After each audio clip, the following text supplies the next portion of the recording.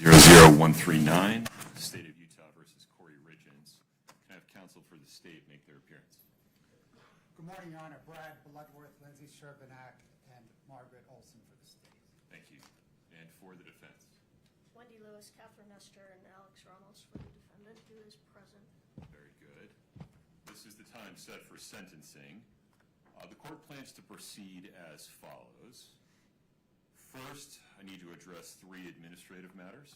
The setting of a restitution hearing, which the court proposes would include discussion of the state's request for recoupment of defense costs at that time. The state's request for a continuous protective order and any alleged inaccuracies in the pre-sentence investigation report. Second, I'd like to hear from counsel for the state and from those who wish to present a victim impact statement. Third, I'd like to hear from defense counsel and those that defendant desires to present information regarding the appropriate sentence.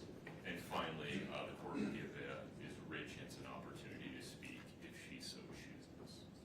Any objections, Mr. Bloodworth? No, Your Honor. I have one other housekeeping matter, if I may. Please. Your Honor, the defendant previously waived the jury as it relates to the domestic violence finding. I cannot recall, or finding the record, whether or not the court has actually made that finding, and the state would ask the court to do that today if it hasn't. I can't recall whether there was a stipulation about their status as cohabitants made on the record during trial. That's the issue. Right. Your Honor. And I think that It doesn't impact the decisions today, it just impacts the record for any future offense that might be committed by this person. that is correct. Right. Well, Your Honor, the one thing, it will affect the analysis as it relates to a continuous protective. Oh, understood. No, I understand your position. Yeah. Your Honor, I do believe we put that on the record during the jury instruction conference. Okay. We discussed specifically the cohabitant issue, and you got us to make a statement on the record. Okay. Very good. So, I think there's a stipulation among counsel that the record includes a stipulation of fact recorded for the record that Eric Richins and Kouri Richins were cohabitants under Utah law at all relevant times. Anything further, Mr. Blair? No, Your Honor. Ms. Nestor, Ms. Lewis, any objection to how the court intends to proceed? Yes. No. Okay. Fair warning to everyone inside the courtroom. As with the time when the verdict was read, everybody in the courtroom deserves our respect while they are in the courtroom. So, there can be no outward reactions to what's said today. This is an emotionally charged situation, reasonably so, but the bottom line is no outward reactions. If you feel overcome with emotion, please look down, keep your hands folded in your lap. Moreover, to those that might be coming to the podium to make statements today, please make sure you're addressing me, the court, not other people in the courtroom. You're of course allowed to reference other people in the courtroom, but speak to me. All right. Let's talk about setting a restitution here. What makes sense from the state's perspective?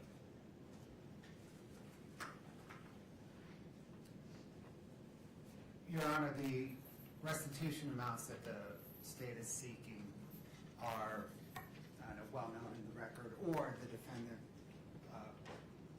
or are well known in the record. So we can proceed in very short order. I don't know if there's going to be much dispute on the amounts. Okay. From the defense team, what makes sense, Ms. Nestor? We need an opportunity to brief these issues and do a little bit of research. We were surprised by some of the requests that came The from us. recoupment issues? Yes. Fair enough.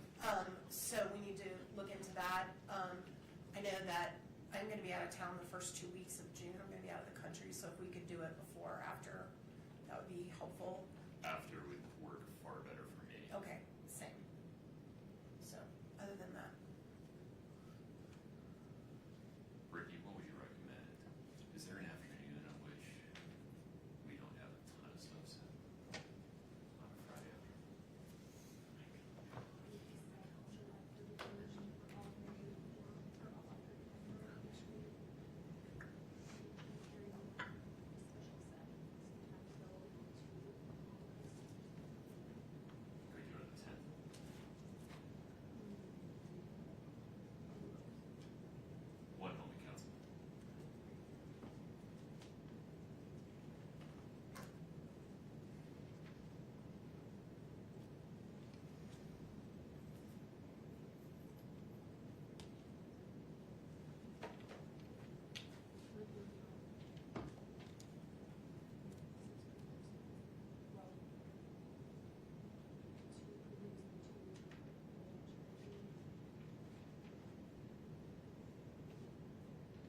Nestor, the afternoon of July 10th?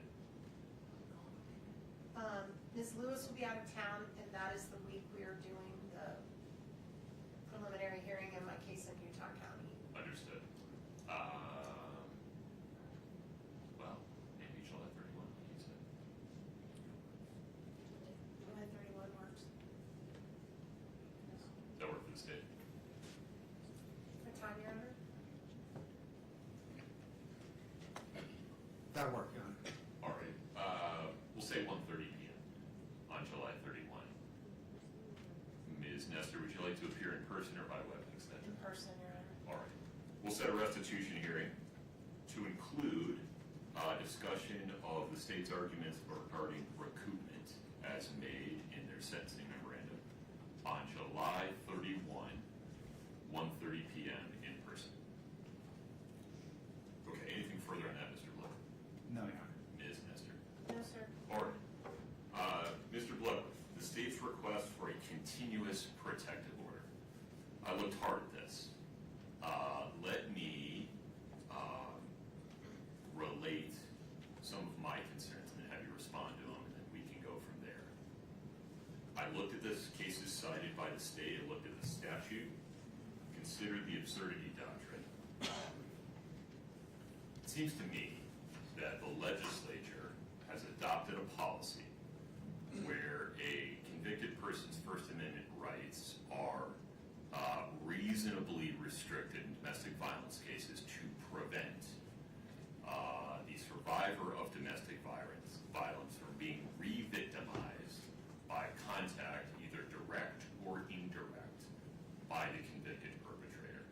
And it seems that the legislature has recognized that a survivor of domestic violence can be re-victimized by the perpetrator contacting their family members or other household members.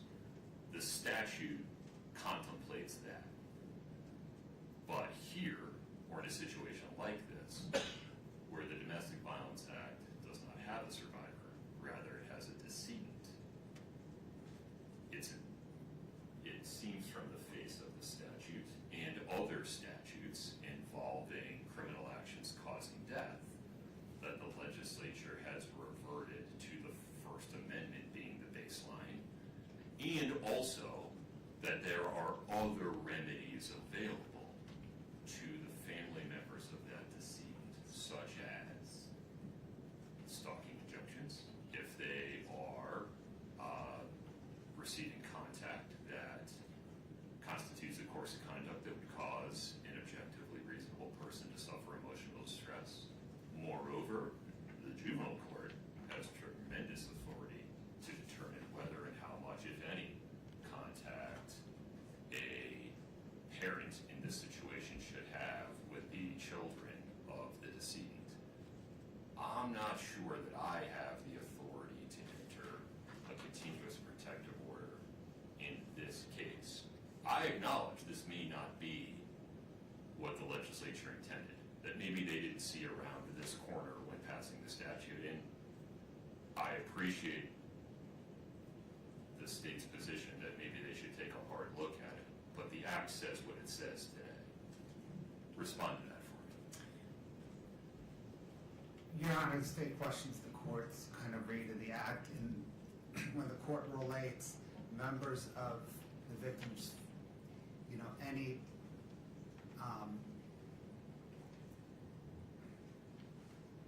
harm to members of the victim's family relating back to the harm to the victim, causing the victim harm. I think the plain read of the statute is, and it's 78 Bravo -7 -804 3D Right. 5. Necessary to fully protect the victim and members of the victim's family. Correct. The plain read of that sentence, Your Honor, does not say that the protection for the members of the victim's family does not, it does not relate back. It is a separate clause. It does not relate back to protection of the victim. And I think within the scheme of the statute, the legislature envisions protection for the victim, separately protection for the victim's family as an option of this court. And I think that's kind of consistent. This statute's odd. I think it's subsection B, which has a preamble on legislative intent. Right. And I think consistent with that preamble on legislative intent is the legislature's grant of this court, any court, authority to protect the victim's family under the statute as well because of the unique nature of domestic violent crimes. An argument the state didn't make, maybe because it just doesn't believe in it, but it seems that a strict reading of this statute would say, I'm required to enter the continuous protective order and set a hearing, and then let defendant make the argument that. Your Honor, procedurally, I think that's right, because of the threshold inquiry of whether or not the victim, decedent in this case, reasonably apprehends a harm. Right. Practically, though. But practically, I don't know that, I mean, it seems to me as the state brief that that is evident, that a decedent cannot reasonably apprehend harm. Okay. Let me hear from defense counsel for a moment. Yes. Your Honor, we agree with the court's original statements. We think this request for a continuous protective order is outside the purview of the statute. It's outside this court's authority. We believe it violates her First Amendment right. If these communications are not threatening, this would basically mean she could never send her sons a birthday card, a Christmas card, any type of communication. Well, pause there for a minute. Let's take the 3 boys out of it, because there's a whole separate set of concerns there, Right. given that her parental rights have not been terminated. Right. And I don't have authority to do it. Correct. Juvenile court does. Right.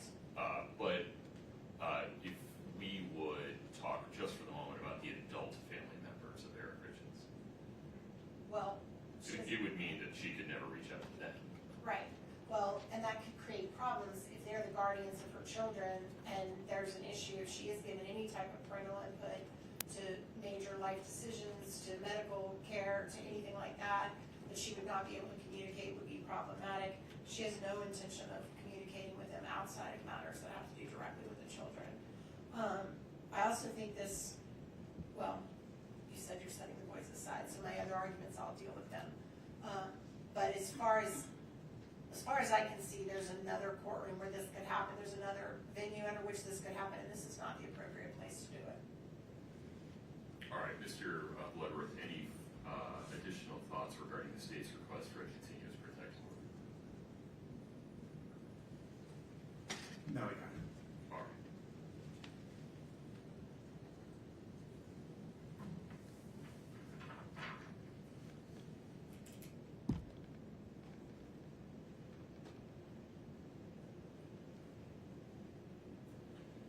All right, in full transparency, I don't like the result, but under this court's reading of Utah Code 78B 7804, subsection 3, the court determines as a matter of law that it cannot issue a continuous protective order in this case because it is evident that the victim of the domestic violence charges, in this case for which Ms. Richens was convicted, cannot possibly have a reasonable fear of future harm or abuse. It very well may be that this is not the result the legislature intended, and I would encourage the legislature to take a hard look at 78B 7804 subsection 3 to fill this gap explicitly. But they haven't done it yet.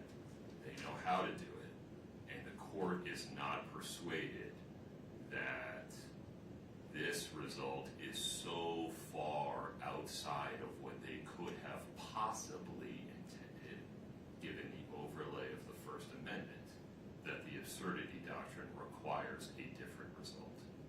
And so while the court hopes the legislature will make a legislative change that would provide protections for the members of the family of a decedent in an aggravated murder case like this. They haven't done it yet. The court simply, in my view, does not have the authority to issue a continuous protective order in this case.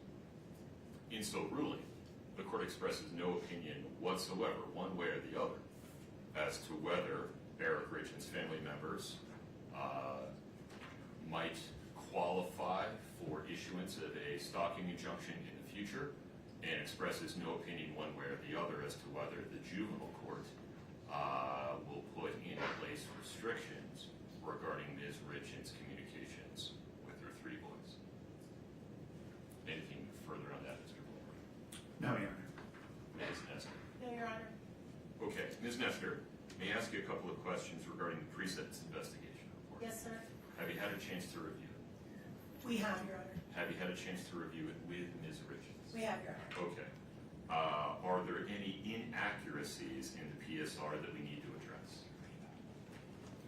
We submit there are inaccuracies. They're all related to the factual recitations, which this court presided over the trial and is very familiar with. We have confidence the court remembers what happened at trial and remembers what was presented, and we would submit. Okay.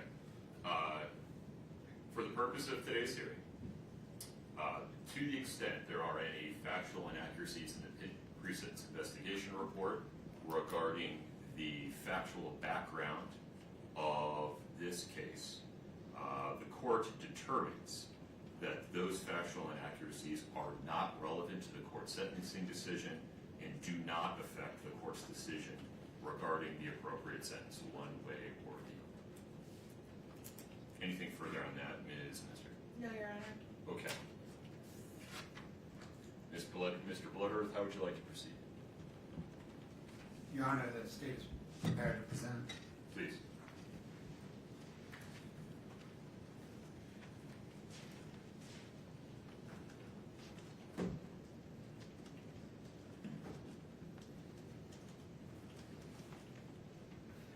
Your Honor, on Valentine's Day 2022, Kouri Richins tried and failed to murder her husband and the father of her 3 young children, Eric Richins.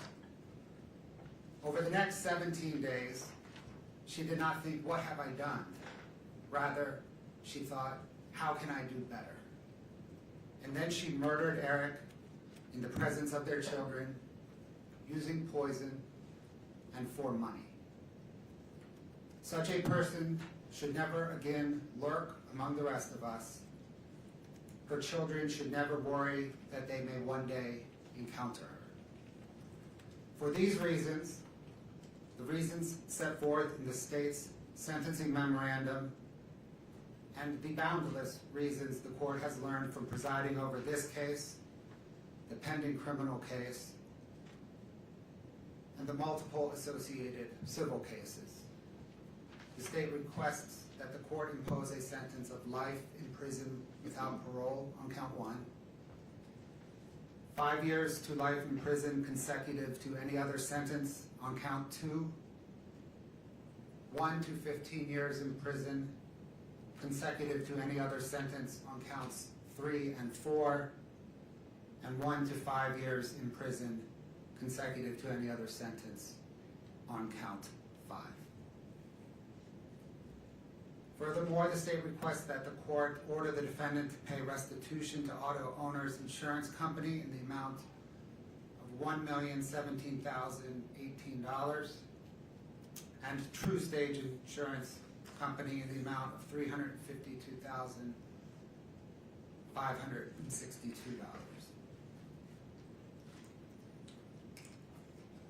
The state requests that the court order the defendant to pay recoupment to Summit County in the amount of $1,391,943. Kouri Richins earned this sentence. Her children deserve it. Only this court can order it.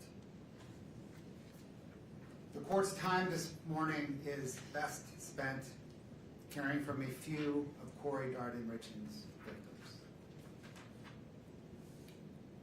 Fathers are not meant to bury sons. Gene Richins will present his victim impact statement first.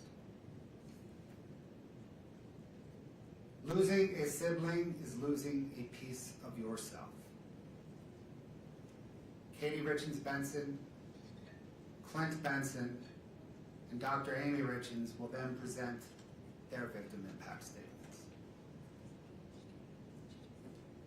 There are no greater victims in this case than Eric's 3 young boys. The defendant took both of their parents from them. Jessica Black, who is Weston's counselor, Christina Greening, who is Ashton's counselor, and Sarah Barber, who is Carter's counselor, will then present the boys' victim impact statements. Your Honor, Gene Richins.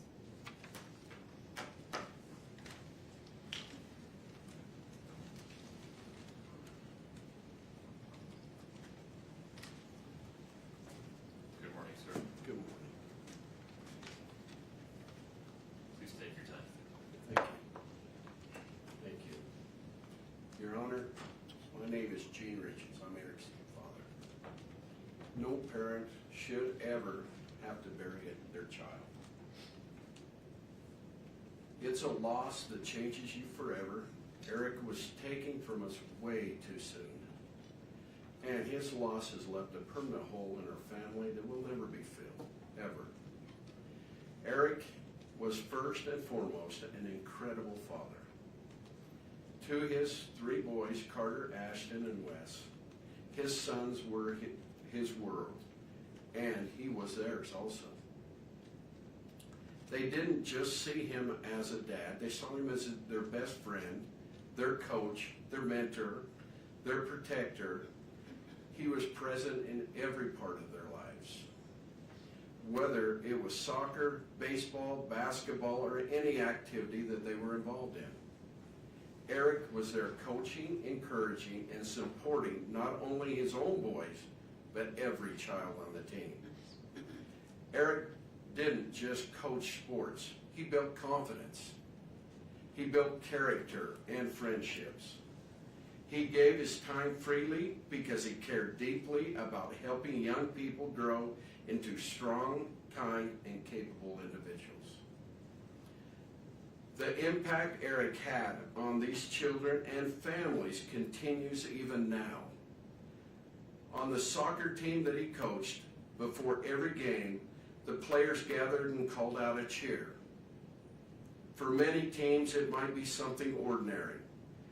But for Eric's team, even 4 years after his death, they still break the huddle with the words, 1, 2, 3, Eric. That simple cheer speaks volumes about a man he was and the lasting imprint that he left upon young lives in this community. He was a light to his sons, to the boys he coached, and to our entire community. A light that was taken far too soon. Eric was only 39 years old. As his father, I miss him every day. I miss our conversations. I miss watching him grow into a man I was so proud of. One of the greatest joys of my life was seeing the kind of father he had become. Eric was patient, loving, dedicated, and fully present in his boys' lives.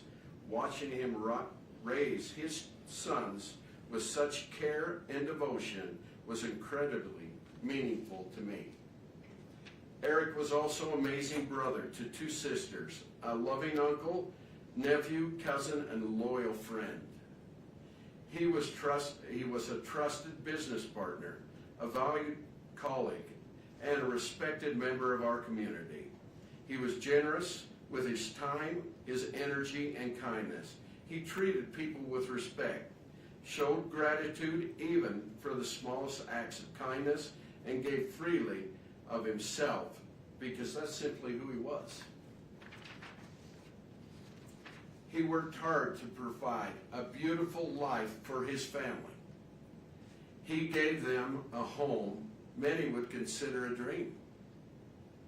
He ensured their needs were met, supported them, cared for them, and treated his wife with love every day. Yet despite everything he gave, his life was taken from him, not by a stranger, but by a person he should have been able to trust the very most in his life. He was betrayed in the most imaginable way possible. His life was taken through calculated, intentional actions motivated by the greed, control, and desire for a different life with someone else. Eric's boys lost a father. I lost my son. His sisters lost their brother. Our family lost a man who represented the very best of what a person can be. The ripple effects of this loss extend far beyond our immediate family. His friends lost someone they trusted and admired. The children he coached lost a mentor, a role model. Our community lost someone who genuinely cared and gave back without expecting anything in return. Eric will never see his boys graduate, get married, or become fathers themselves. He will never again stand on the sidelines cheering them on. He will never offer guidance, encouragement, or love in any way that only a father can. That opportunity was stolen from him and from all of us. Because of the calculated and intentional nature of this crime, I respectfully ask the court to impose a sentence of life without the possibility of parole. This sentence is important to Eric's 3 sons never have to live with the fear that the person responsible for taking their father could ever harm them again, and to ensure she can never harm anyone else ever again. Despite our immense grief, I want to acknowledge and thank those who have worked tirelessly to bring justice for my son. Eric was always grateful for others, showed kindness and dedication, and I know he would want to express sincere appreciation to those who gave their time, effort, and professionalism to seek the truth in this case. We are deeply thankful to the prosecution team, Margaret, Brad, Lindsay, Fred, Joe, Wendy, Patricia, and the entire staff who supported them for their commitment and their perseverance. We also want to recognize and thank Todd for his dedication and relentless efforts in helping us ensure justice has been served. We are also grateful to Grace Wardis for serving as a spokesperson and an advocate for our family throughout this process. We thank the Summit County Sheriff's Office, Lieutenant Hemingway, Detective O'Driscoll, Detective Hopper, Officer Woody, Officer Gibson, and all the law enforcement personnel who worked on this investigation. We thank the bailiffs who ensured the safety and the order of this courtroom. We thank you, Your Honor, for your patience, professionalism, and stewardship of this process. We extend our heartfelt gratitude to each juror, including the alternates, for their sacrifice and their time, for seriously taking the responsibility, who carried out to ensure justice was served. Nothing can bring Eric back. Nothing can restore what has been taken from his sons, from our family, and from this community. But accountability matters here. Justice matters. Eric mattered. His life, his love mattered, his example mattered. He will always be remembered as a devoted father, a loving son, a supportive brother, a loyal friend, and a man who made lives of those around him better. We miss him every day and will continue to honor his memory by living with the same kindness and dedication that he showed to everyone fortunate to know him. Thank you, Your Honor. Thank you.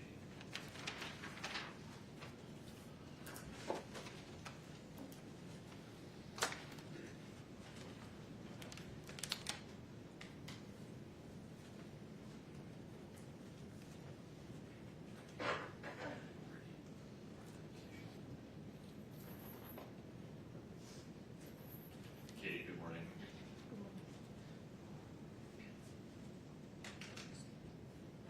So as you know, I'm Katie, and I'm Eric's sister. To begin, there are a multitude of people who deserve credit and appreciation. Law enforcement agencies across the state of Utah, the Summit County Prosecutor's Office, the Medical Examiner's Office, expert witnesses who worked hand in hand with law enforcement, Eric's friends, Eric's co-workers, my friends and my family, our entire team of lawyers and experts in the civil lawsuit. There are far too many people to mention by name, and I suspect if I try to, I will inadvertently leave someone out.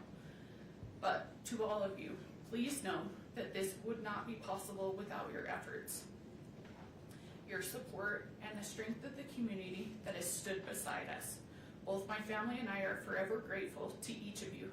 I am also very grateful to you, Your Honor, to this court for the dignified manner in which it presided over the trial, and to the members of the jury for faithfully performing their civic duties. Today is Eric's birthday. I stand before you because he can't.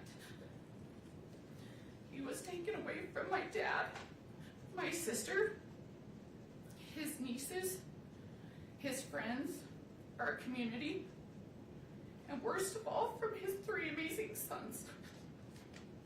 Sorry. He was taken away from us by a person he should have been able to trust, the person he should have trusted most in the world, his wife. It's impossible to fully describe how devastating Eric's death and Kouri's crimes have been to our family. Nearly every aspect of our lives has been permanently changed, and we have no choice but to live with those changes and with Eric's loss forever. Eric was a phenomenal brother, father, son, nephew, grandson, cousin, friend, and businessman. Eric and I were extremely close. We went through school together and navigated life side by side. Wherever Eric went, I was usually tagging along right behind. In school, Eric's nickname was Richie, and mine was Little Richie, a reflection on how inseparable we were. He wasn't just my brother. He was my constant, my protector, and one of my closest friends. Eric was the kind of father who anticipated his children's needs before they ever had to ask. He made sure they were always having fun, taught them how to be respectful and kind, and was constantly planning for their future. His mind and heart was always on his boys, always.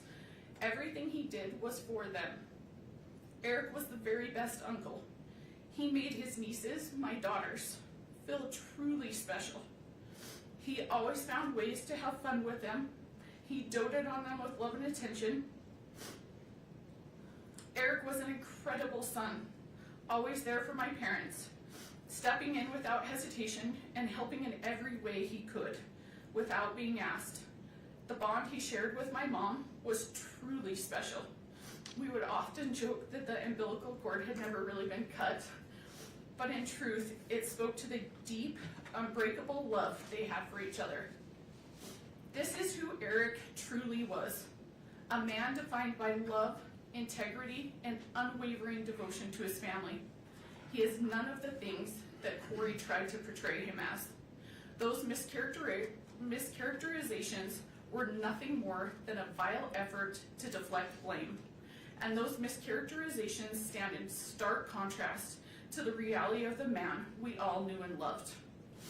Eric's life and his actions and the profound impact he had on those around him speak for themselves, and they tell a story of goodness, strength, and character that cannot be rewritten or diminished. The saddest part for me in all of this is that I got something with Eric that his sons never did: time.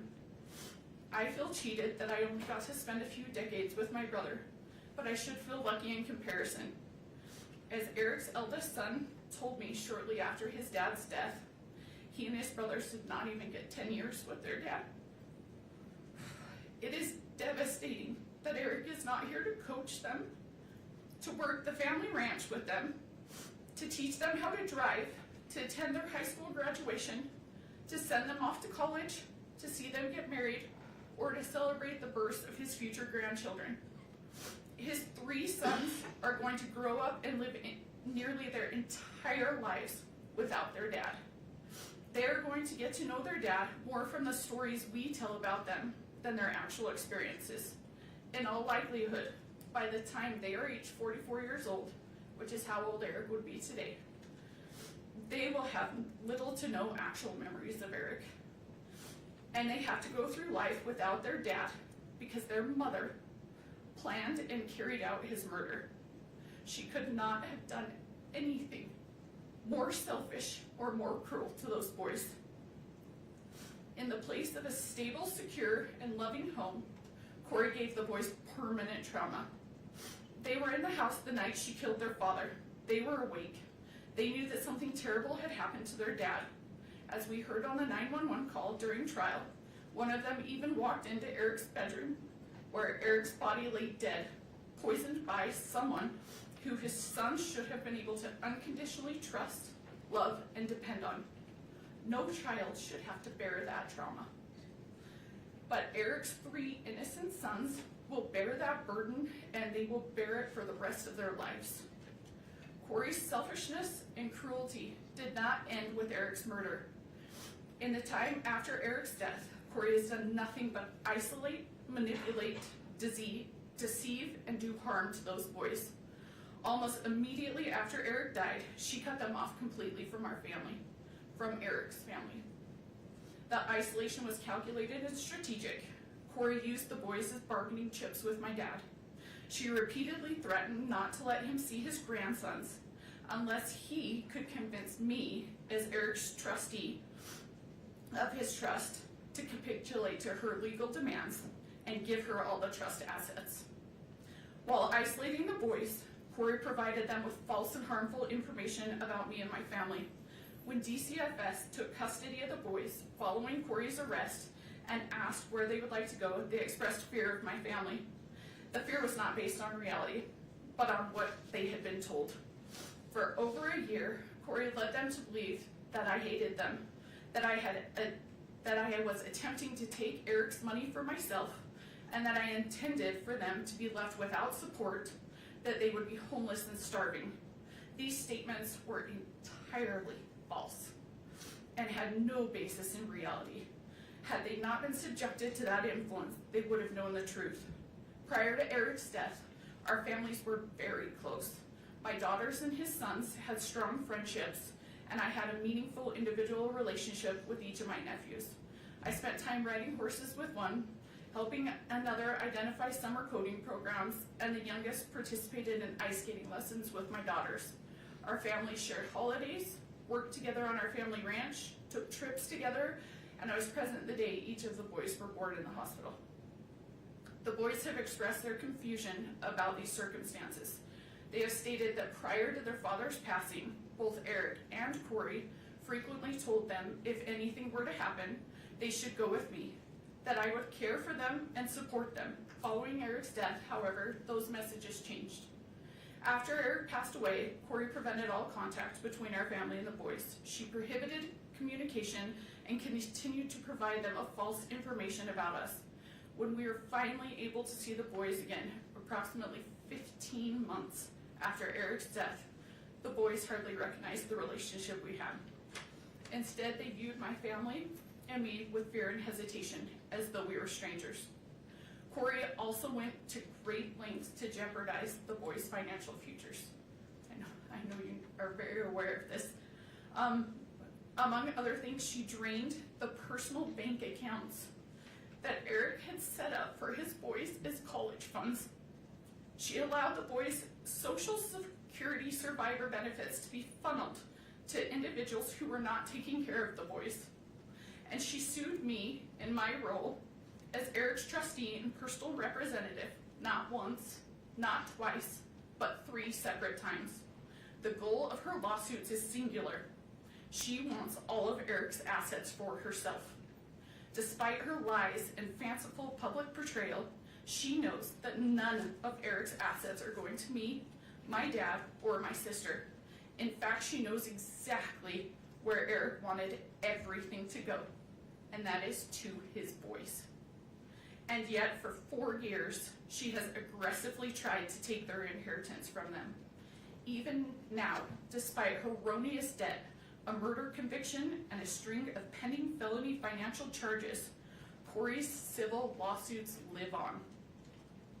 Those lawsuits have been emotionally grueling, all-consuming, and unimaginably expensive.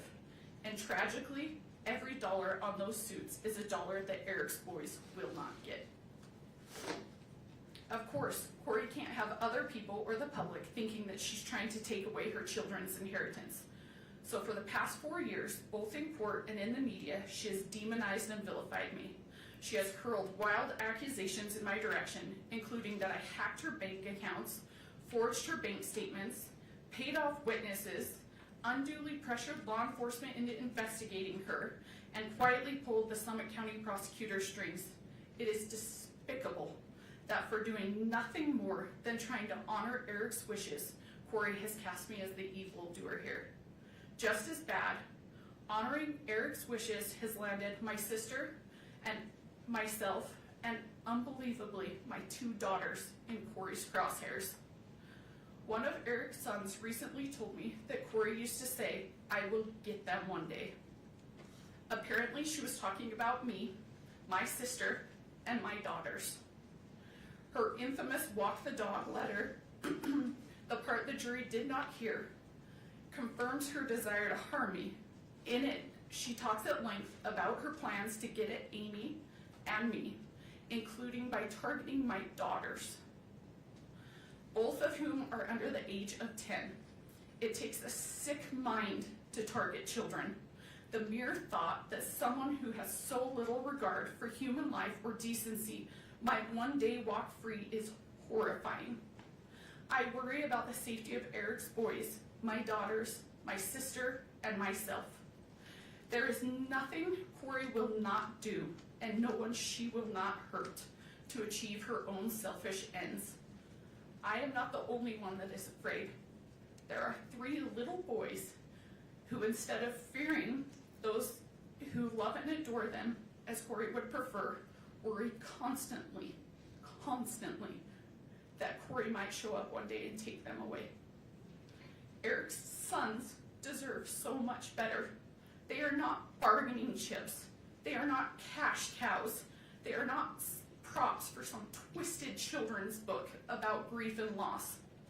And yet that is what they've been reduced to by Kouri. To my unending sadness and horror, Eric himself understood all too well the danger she posed to his children and to his family. When Eric told me he had changed his estate planning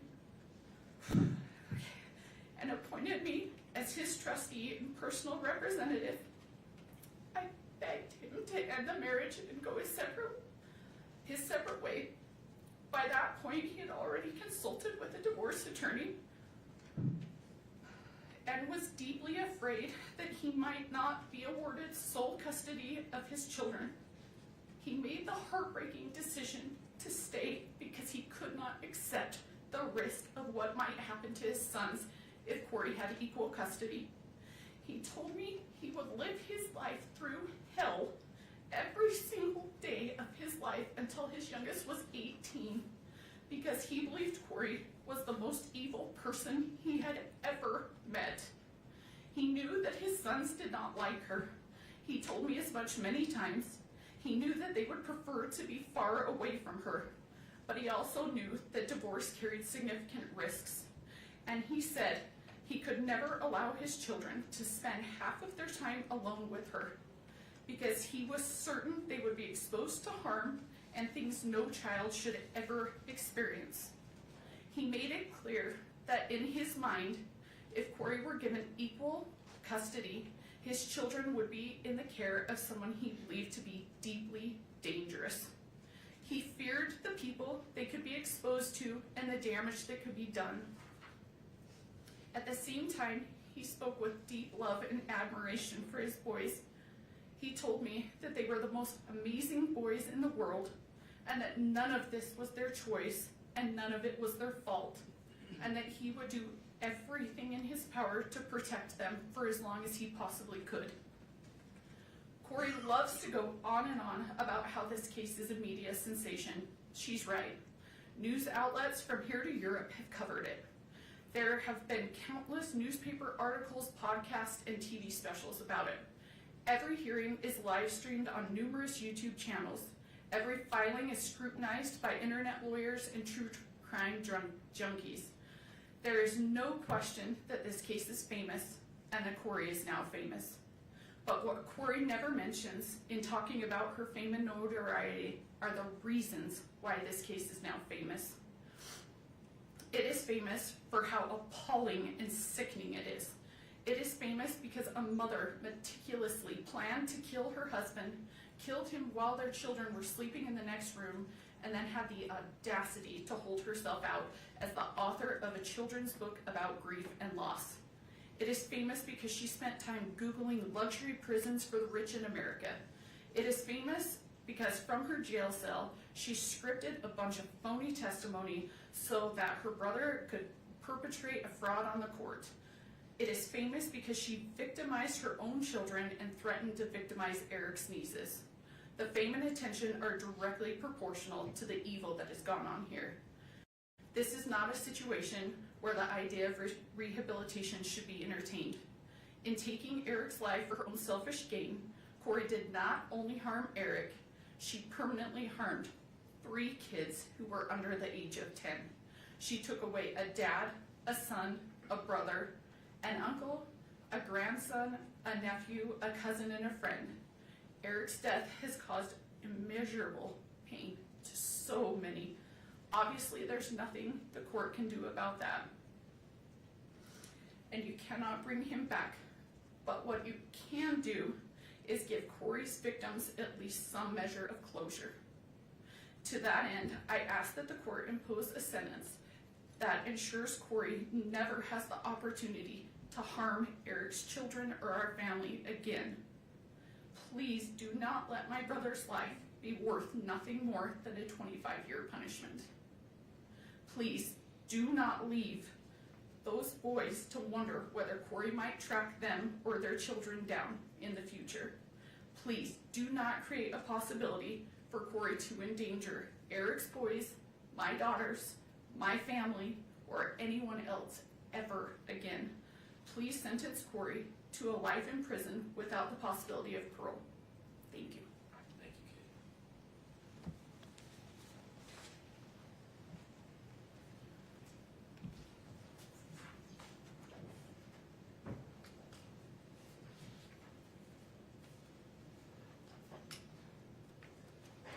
Morning, Clint. Hello, Your Honor. My name is Clint Benson. I'm Katie's husband and Eric's brother-in-law. Eric was an innocent man, a devoted father, and someone whose life revolved around his children and his family. Because of Kouri's choices, he never had the opportunity to say goodbye to his children, to reassure them, to share the final moments every family deserves. That loss cannot be measured. His children will spend the rest of their lives carrying the pain of a father taken from them far too soon. What makes this tragedy even more painful is the calculated nature of the crime. This was not a momentary mistake, a lapse in judgment, or a crime of passion. It involved planning, preparation, testing, and deliberate action. Eric's death was carried out in a way that caused fear, suffering, and helplessness. Kouri either watched or sat by as Eric succumbed to fentanyl poisoning instead of providing any kind of aid to him. She was fantasizing about a dream life funded by Eric's death. Eric was killed in his home by a traitor sleeping next to him in one of the most cowardly acts imaginable. We are profoundly grateful to every investigator, prosecutor, detective, law enforcement officer, juror, judge, forensic expert, and public servant who worked tirelessly and honestly to uncover the truth. Their dedication ensured that Eric's voice was not lost and that justice could still prevail. We are equally grateful for the incredible community surrounding us. This community has shown unwavering support and has been there for Eric's boys without judgment and through some of the most difficult times imaginable. The boys are succeeding and thriving because of the people around them who continue to provide support and look out for their safety. Going through every aspect of this murder easily led to a dark place while fighting against an individual focused on only chaos and vengeance. However, the people surrounding us, including the sheriff's officers, principals, teachers, school staff, coaches, counselors, neighbors, and church members, created an unbreakable force for what is good, just, and right. No sentence can bring Eric back. No outcome will erase the suffering caused by these actions. But accountability matters, truth matters, and justice matters. Kouri continues to shirk responsibility for her actions, for the pain she has caused, and for the resources she has squandered, both Eric's and the state's. Even after everything that has been revealed, Kouri has demonstrated zero genuine accountability or remorse for the devastation she has left behind. Instead, she has repeatedly attempted to distort the truth, create false narratives, and portray herself as the victim. She has used the legal system as part of her schemes. There has been lawsuit after lawsuit, motion after motion, delay after delay, all in an effort to shift blame away from the person responsible. The evidence, the truth, and the outcome of this case all tell a very different story. What is especially concerning is the continued hostility from Kouri and her family, as well as their desire for vengeance directed towards our family, a family already devastated by an unimaginable loss. Statements they have made about going to war and getting the Richins demonstrate an ongoing mindset rooted in blame, anger, and retaliation, rather than remorse or acceptance of responsibility. Kouri will continue to try to convince the public that she was a good mother through media outlets that choose not to research or report on the countless motions and facts presented in this case or other cases, but instead simply regurgitate the false narratives of a sick and evil person. Kouri and her family continue to plan media campaigns focused on lies, targeting anyone foolish enough to spend time listening to them. Kouri is not before this court because she was mistreated, because she is a victim, or because the Richins family manufactured a false narrative as she and the Darden family would like to portray. She is before this court because of the choices she has made, choices that resulted in Eric's death and permanent trauma to anyone who has loved him. Kouri chose pride, seeking to project an image of success. Kouri chose adultery and lust, prioritizing her secret lover over her husband and her children. Kouri chose fraud and greed, hoping to profit from Eric's death. Kouri chose murder, and she continues to choose vengeance against the victims of her actions. The time for Kouri to make choices is at an end. Now it is time for her victims to choose. Please let Eric's children have a chance to choose lifelong peace, comfort, security, success, and happiness. I ask this court to impose a sentence of life without parole, a sentence that truly reflects the gravity of this crime, the irreversible harm caused to our family, and the calculated choices that led to Eric's death. Thank you, sir.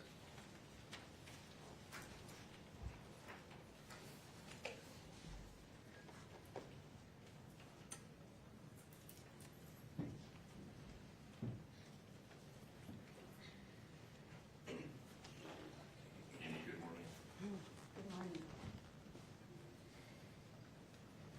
Honorable Judge Mrazek, my name's Amy Richins. I'm Eric Richins' sister. Today, I'm here to speak as a victim and to speak for Eric because he no longer has a voice. I addressed this court in 2023 when we were living in a state of visceral shock. Now, 3 years later, we are here at sentencing on a date that carries a weight I can barely describe. Today's Eric's 44th birthday. Birthdays are supposed to be proof of life, a day to celebrate another year of growth, Instead, today is a cruel reminder of another year Eric will never see, and a reminder of the fatherhood that was stolen from his 3 sons. Before I talk about what this crime has done, I need you to know who Eric was. Not as a headline, but as a person. Over the course of this trial, so many people described Eric in strikingly similar ways. They called him outgoing, confident, funny, competitive, dependable, driven, and fiercely loyal. He was a leader, a hard worker, a rancher, a businessman, a coach, a best friend, a brother, a son. But more than anything, people described him as a phenomenal father. Eric had 3 sons, and he coached many of their sports teams. He was the kind of dad who showed up not just for his own children, but for everyone around them. Sometimes I think about all the children who lost him too, the kids he coached, mentored, and believed in. I cannot imagine the confusion and heartbreak they felt when someone who had become such a steady and trusted part of their lives was suddenly gone. Eric was a real person, a deeply loved person, and the loss of him echoes through every life he touched. On my 16th birthday, I was sitting in my 10th grade English class when I got a text from Eric that said, "Come outside." I walked out, and there was Eric, standing with flowers and that mischievous grin we all knew. I asked what he was doing there, and he just said, "Let's go. We've got to get a little mud on your tires." I had just bought my first truck, a used Ford F-150. Eric took me up into the mountains, and we took that truck off-roading for the first time. It was exhilarating and terrifying, but I felt safe because he was there. That was Eric. He made life bigger. He made people feel brave, and he protected the people he loved. That is the brother I lost, and that is the father his boys lost. In 2023, I told this court that I was tormented by the sequence of events of that night. Today, that torment has not faded. I still wonder when Eric realized he was in mortal danger. I wonder what Kouri said to him in his last moments. I'm still haunted by the question, did his boys hear their father's final struggle? If Eric had died of an illness, we would have cared for him. If it were an accident, there would have been kindness. But there is no comfort here. In his last moments, after being intentionally poisoned, my brother was faced with the ultimate betrayal. Eric's sons were 9, 7, and 5 when their world was shattered. They are now 13, 11, and 9. These are the years when a boy learns how to be a man by watching his father. What makes this crime uniquely heinous is that their grief will never pass. It will reinvent itself at every milestone. This crime didn't just happen once. It happens every single morning when those boys wake up and realize their father is still gone. They did not just lose their father, they lost the life they knew. Eric's death didn't end the harm. It began a grinding process of re-traumatization. Early in this process, I remember being told this case would be a marathon, not a sprint.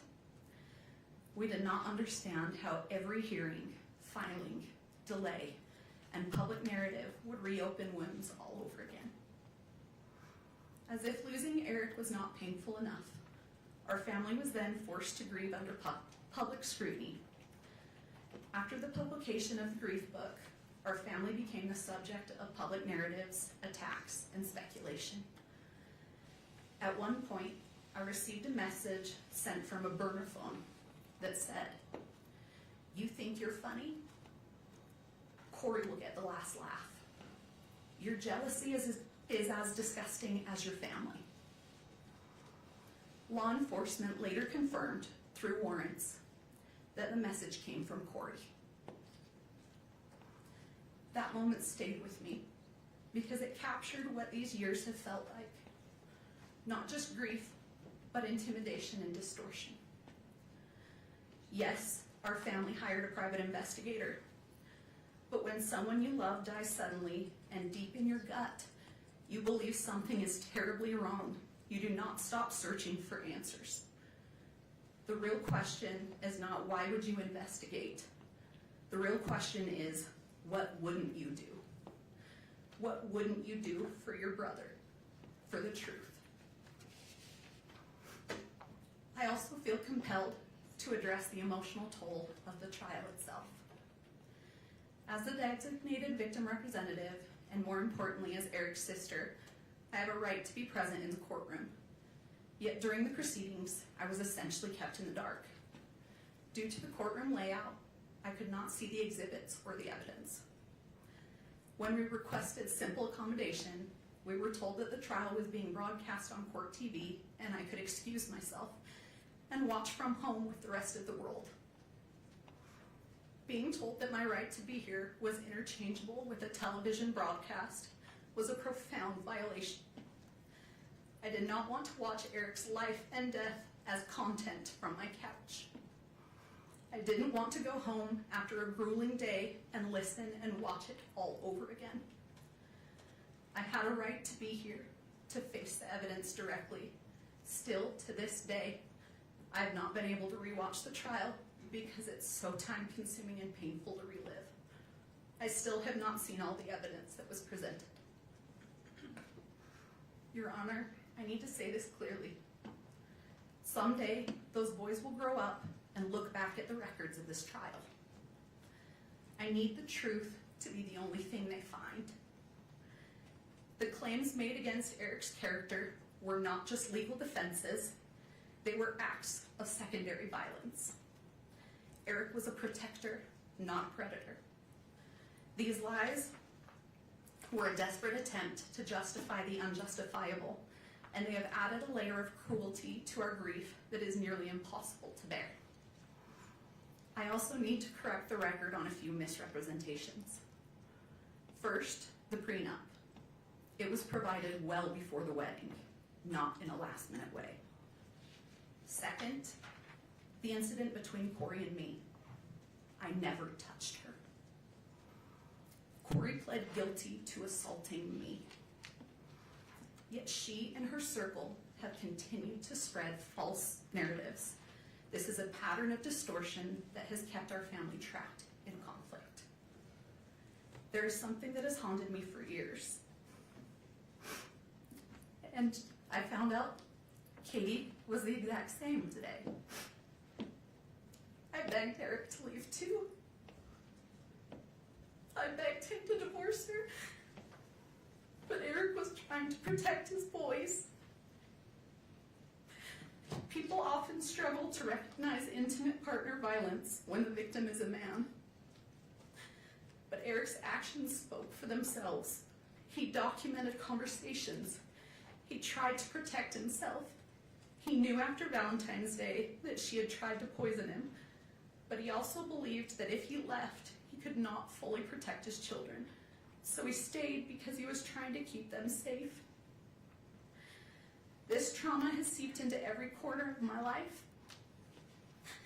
And also, it has also deeply affected my own family and marriage.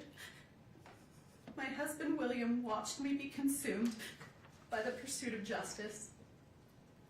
For 4 years, we have lived in a constant state of stress, grief, and emotional exhaustion. I lost my job as a professor at Montana Tech University on the very day I was subpoenaed to appear in this court. Eric was so proud of me earning my PhD, and teaching students was something I loved and that made me proud. It now seems like another thing that Kouri's actions have taken away from me. But the most devastating loss is one that isn't in any police report. Because of the unrelenting stress of this investigation and the constant attacks on our family, I suffered a traumatic miscarriage of twins. We lost our children. We lost the future we were building. Kouri's actions didn't just end one life. They reached out and stifled the lives of my unborn children as well. That loss lives inside this tragedy too. Eric's murder did not just take someone from my life. It plunged me into a darkness. It stole the light I once carried. It erased the future I had planned. Every day, I wake up and step into this same crushing emptiness, where time itself feels frozen and meaningless. The laughter of my future children, the warmth of my family, the simple joy of waking to a new morning, all of it has been devoured by this crime. This grief is limitless, resembling the ocean. Sometimes it softly touches the shore, other times it pounds against it with fierce force. Occasionally, it surges like a massive tsunami, overwhelming everything. These changes can occur suddenly, and like the ocean, it cannot be controlled. I didn't just lose my brother. I lost my sister-in-law. I lost someone I considered my friend. We'd had good times together. That loss is so complicated now, Your Honor, because it forces you to grieve someone who is still alive while facing the horror of what they have done. It is grief that doesn't resolve. It just sits there heavy every day. This crime has fractured our family in ways outsiders cannot understand. One of the most painful realities is that my husband and I do not get to see our nephews. This tragedy has created a wall of trauma between us, and that feels impossible to climb. Because of this crime, we are no longer present in those boys' lives the way Eric would have wanted. In 2023, I told this court I never knew evil like this existed. Everything I have witnessed since has confirmed that.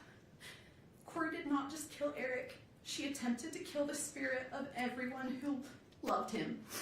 She lied to his children, she lied to the world, and has shown no remorse while dancing on his grave for profit. Your Honor, a parole-eligible sentence is not a conclusion. It is a reoccurring nightmare. It guarantees that every few years, Eric's sons will be notified that their father's murderer is seeking freedom. It forces them to relive the trauma repeatedly for decades. Eric died trying to be his children's shield. He can no longer protect them, so now the responsibility falls to this court. I ask you to provide these boys with the finality and safety they deserve. I ask you to ensure that the noise of Kouri Richins never enters their lives again. For the years of suffering we have endured, for the children who will grow up without their father, and for the life she stole from Eric and the peace she stole from us, I respectfully ask that you sentence Kouri Richins to life without the possibility of parole. Happy birthday, Rico. Thank you.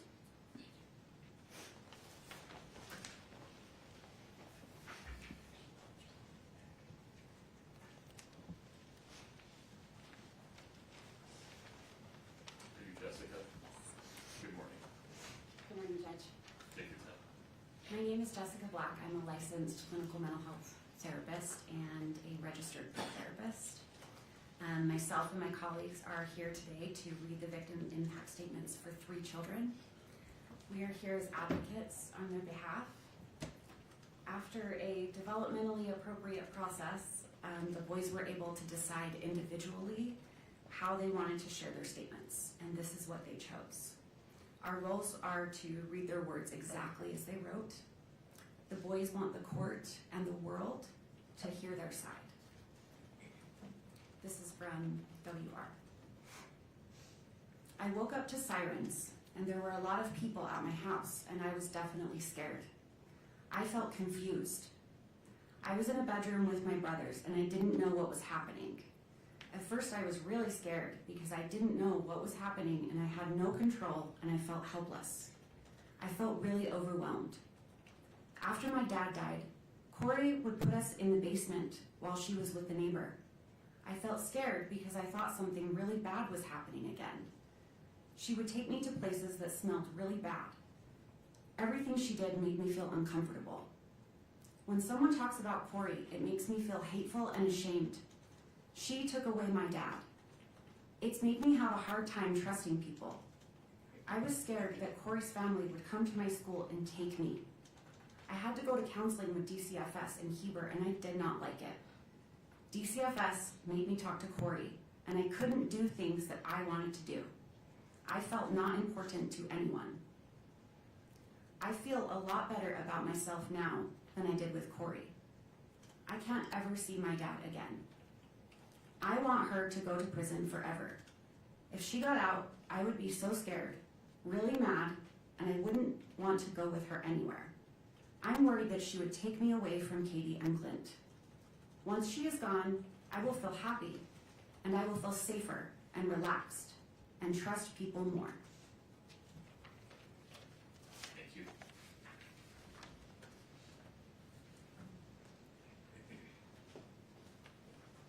Christina? Yes, Your Honor. I am Christina Green. I'm a licensed clinical social worker, not registered plea therapist, and I will be reading for 8R.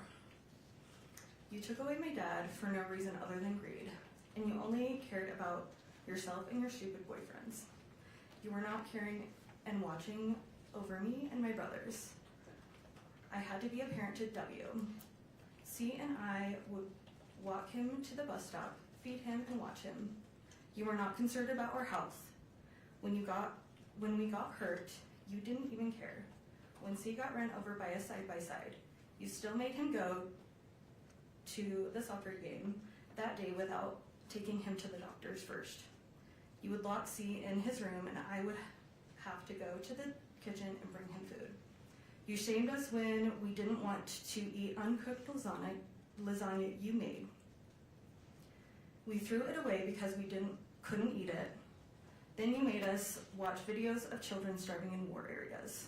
You wanted to scare us into eating something that wasn't cooked. You wouldn't let our dog outside, and then the dog would pee inside. You created this problem, then you would smack my dog on the head as hard as you could. You wouldn't let me put my kitten in the garage for safety at night, and we found it eaten by raccoons the next day. You wouldn't let us turn on and use the heater lamp for the chickens and bunnies, and they froze to death. You would always argue with my dad and lock the door. You were not playing the role as a real mother does. You were doing the opposite.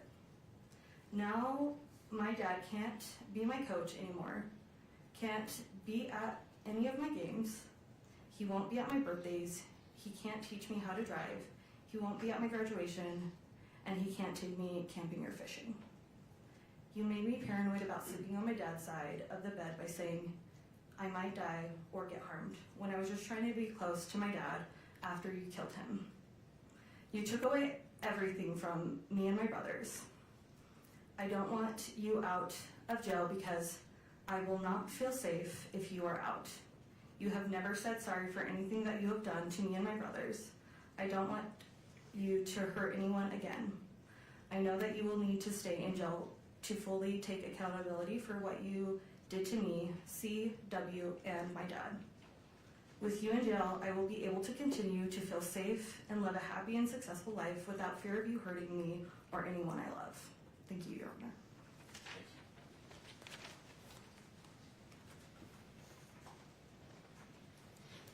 Sarah? Yes, my name is Sarah. I'm a licensed clinical social worker and registered plea therapist, and I'm going to read the victim impact statement for CR. My name and age now, my name and age I was at the time of the crime. CR, age 12, now 13. I was 9 when my dad was murdered. What I would like to see happen if the perpetrator is convicted of the crime, I would like to see Kouri get a life sentence. My thoughts regarding an appropriate sentence for the person who is accused of this crime and if they are found guilty. I think Kouri should get a life sentence because what she did is very sick, because it had no reason to happen and it impacted a bunch of people, including me. These are some reasons why I think she should have a life sentence. The information I feel is important for the judge to be aware of in sentencing. I think the judge should know that my dad was a good person and very thoughtful and kind and helped whoever needed help. He was always taking the extra mile to help people. My physical injuries as a result of this crime are as follows. I was sleeping and then I went to get a drink of water, then went back to bed. And when I woke up shaking and Bailey called the ambulance and they came and I couldn't talk for a while, I think Kouri had something to do with it because she didn't call the ambulance, she called Bailey and Bailey called the ambulance. At the ER, Kouri resisted to have my blood drawn, and kids who usually have this kind of seizure is when they are a few months old to a year old. I learned later that Kouri bought more fentanyl and had it in the house when this happened. I think this is what happened. She did what she did to my dad in the living room. My experienced emotional injury because of this crime is described as follows. Sad. I feel mad that I have to feel sad. I went from being scared for my life to feeling really good. I was scared for my life because I didn't eat that much. Kouri was always drunk or gone. I was always locked in my room. I can't remember, but I am pretty sure the lock was on the outside. Kouri threatened she would kill my lizard because we didn't want to watch some weird show with her. All of our chickens died because there was no food or water. My rabbit died because we didn't have food or water. The goats almost starved to death because she bought moldy hay and she didn't water them. Nothing ever got fed or watered. It didn't feel good to worry about my animals. I felt like I had to take care of my siblings. Ash mostly took care of me though because I was locked in my room. Ash would bring me food. Kouri would lock me up if I told her she was drunk. This happened pretty much daily. I feel angry that she locked me in my room. I am angry almost all my animals died. I am angry she threatened to kill them. I am angry she killed my dad. I started to feel really good when I moved into a safe place. It was safe because the people around me were safe, Katie and Clint. I felt safe at Jake and Shalina because I wasn't with Kouri anymore. Counseling. I feel annoyed that I have to go to counseling and tell the story about what happened 55 million times. I feel better now because I know it's to help me. I would like to not have to go to counseling. I would like to have to not worry about anything after this trial is over. I want the judge to know I hope Kouri gets convicted to a life sentence. Kouri is always drunk. I want the judge to know my dad was a good person and I miss my dad. I miss my dad, but I do not miss how my life used to be. I don't miss Kouri, I will tell you that. Thank you.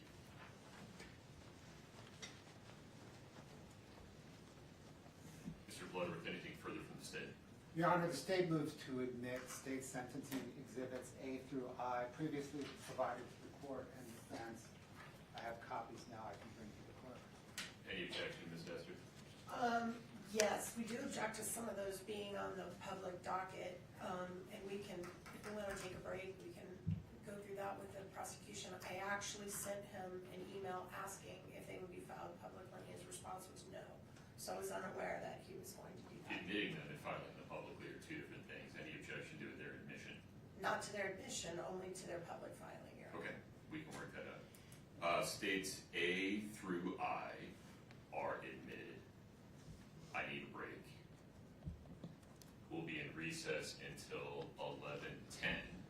If during that break you and Ms. Nestor would come to some consensus about what the defense wants to have listed as private and or protected depending on the content. Your Honor, the state agrees all should be Okay, private. understood. That's the order of the court. We'll be in recess until 11:10. Follow the directions of the court security director and the bailiffs in terms of how to leave and re-enter the courtroom. Thank you.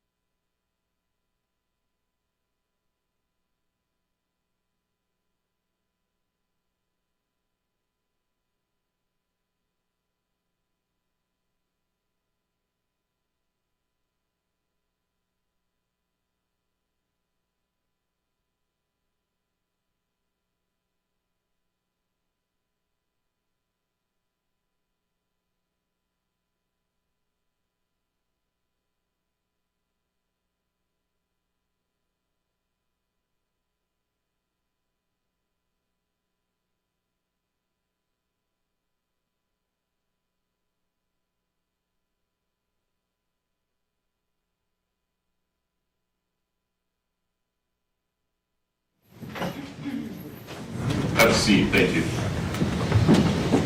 We're back on the record in 231-500-139. Mr. Bloodworth, just to confirm, anything further from the state? No, Your Honor. Okay.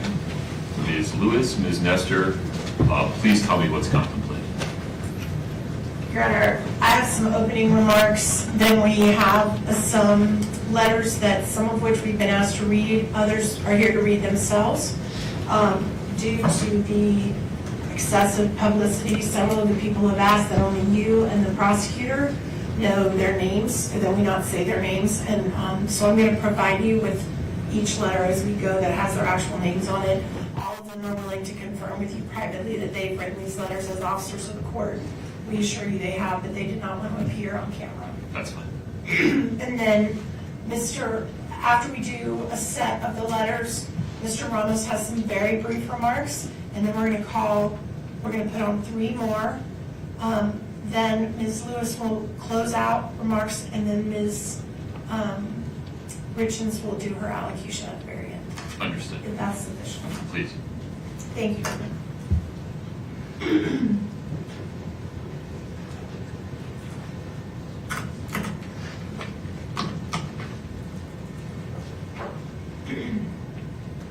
May it please the court.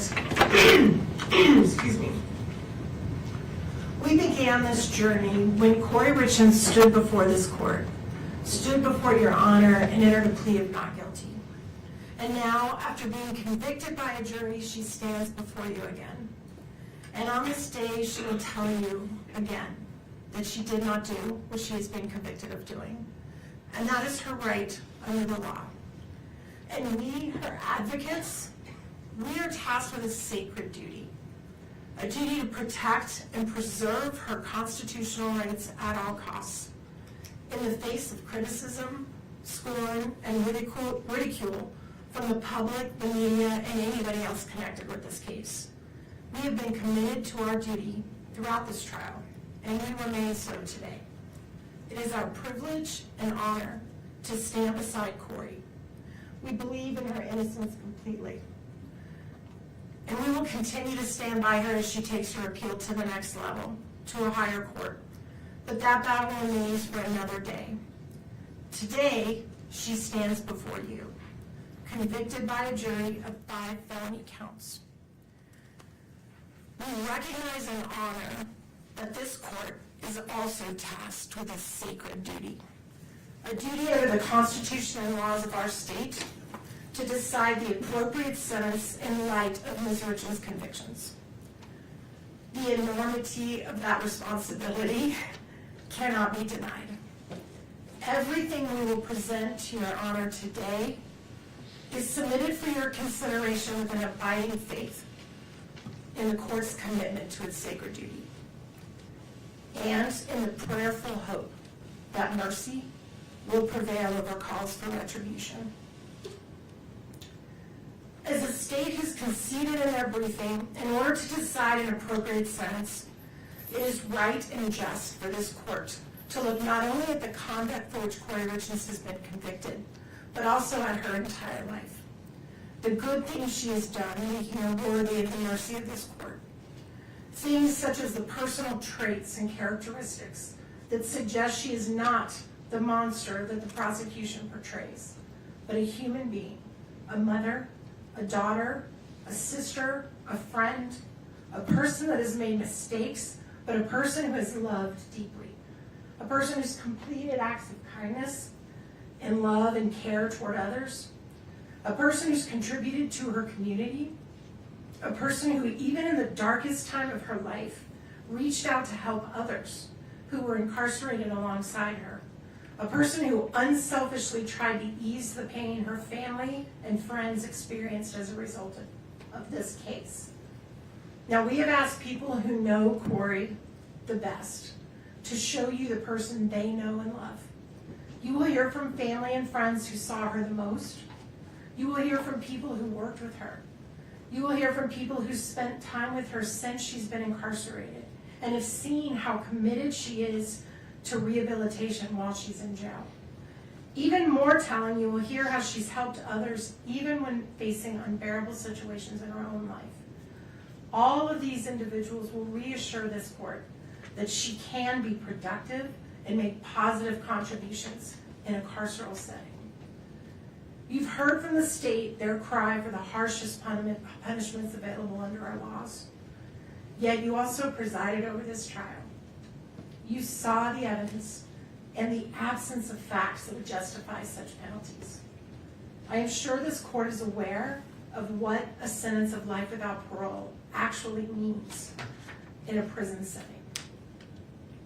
These individuals are locked down in their cells 23 hours a day. They are not provided with the opportunity to participate in programming, seek education, work at jobs in the prison. For all intents and purposes, they are treated as death row inmates. They are denied in-person visitation. They are stripped of any sense of community or humanity. They have no hope of any future reunification with the people they love.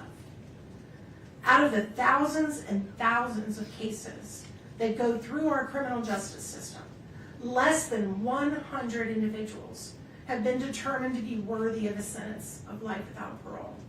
And that is because judges throughout this state understand that such a sentence presumes that an individual is wholly incapable of redemption or rehabilitation and should be punished in the worst way imaginable until they die alone in a cage.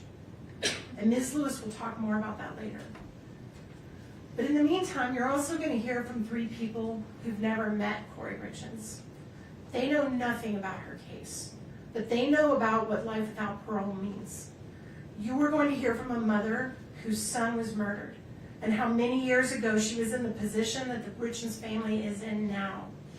You will hear about her journey to forgiveness, and how after many years she came to regret seeking the penalty of life without parole for her son's killer. You will hear from a woman who understands how Kouri's boys feel. Her father killed her mother and was sentenced to prison. You will hear how she learned to forgive her father and how she's enriched her life through finding her way into a relationship with him again. And you will hear from a former prosecutor, someone who sat right where Mr. Glover sits now, and how he personally witnessed the rehabilitation and tragic end of an individual he put behind bars for life. All of these perspectives are important because they remind us and the court that the recognition of the precious gift of life takes many forms and can change over time. They remind us that the decisions made by this court today can reflect our own humanity and inspire us all to have hope and believe in forgiveness. Finally, Your Honor, you're going to hear from Ms. Richins herself. Her allocution is unusually long. She has worked very hard on it. We ask the court to allow her to take about 30 minutes or so to read her words aloud. She is going to share with you what matters most to her in this world, her love for her boys. It is all she has left. Everything else she has ever held dear in her life has been stripped from her. It is her hope that in openly and honestly sharing her love and hopes and dreams for her boys with you, that you will see what it is inside of her that is worth saving, that is worthy of mercy, and that is filled with hope, humanity, and love. So with the court's indulgence, we'd like to read aloud some letters that have been provided to us. As I discussed, some have asked us to read it and only share the names with you in the prosecution. Some are here to read them themselves. And we are grateful to the court's indulgence to listen. And we're going to start with a letter from Kouri's mother, and Ms. Lewis is going to read that letter. And I have a copy of it that I'm going to provide so the court can read along if you like. And I also have copies for the prosecution as we go. And we will add this to the information as part of the record. Thank you, Your Honor. Not public. Understood. Yes. Thank you. Thank you, Madam.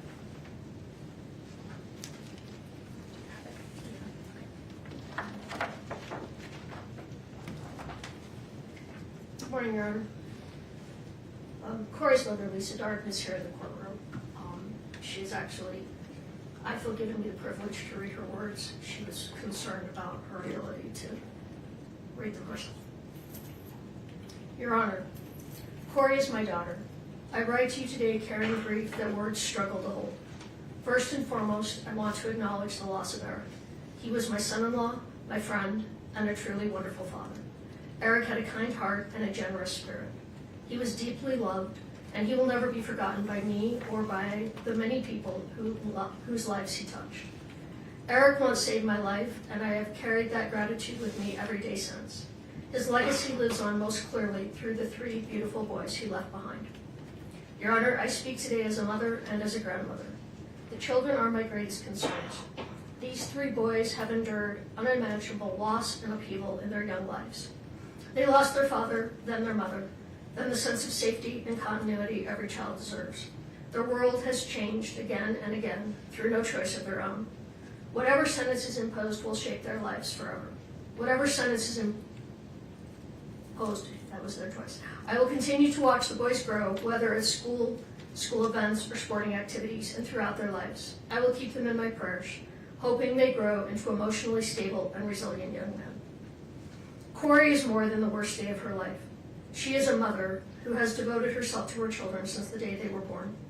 Before all of this, she was deeply involved in their schooling, their sports, their faith, and their community.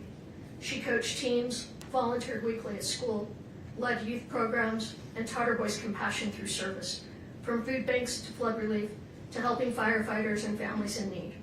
Her life centered on her family and on helping others. In many ways, everyone impacted by this case has suffered loss. However, the greatest burden has fallen on 3 innocent children. These boys have experienced repeated disruption and trauma at an age when stability is essential. Before these events, they lived in a loving home with 2 devoted parents. They were surrounded by family, supported emotionally and financially, and deeply connected to both their mother and father. Their lives revolved around school, sports, family traditions, and feeling safe and loved. That sense of security was taken from them in stages. First, they lost their father suddenly and without preparation. They were informed by officials rather than being guided gently by a parent, a moment that forever changed their childhood. Their mother then spent more than a year helping them navigate grief, modeling compassion and emotional resilience, and working closely with them to understand loss in age-appropriate ways. She even found creative ways to help them cope emotionally during this painful period.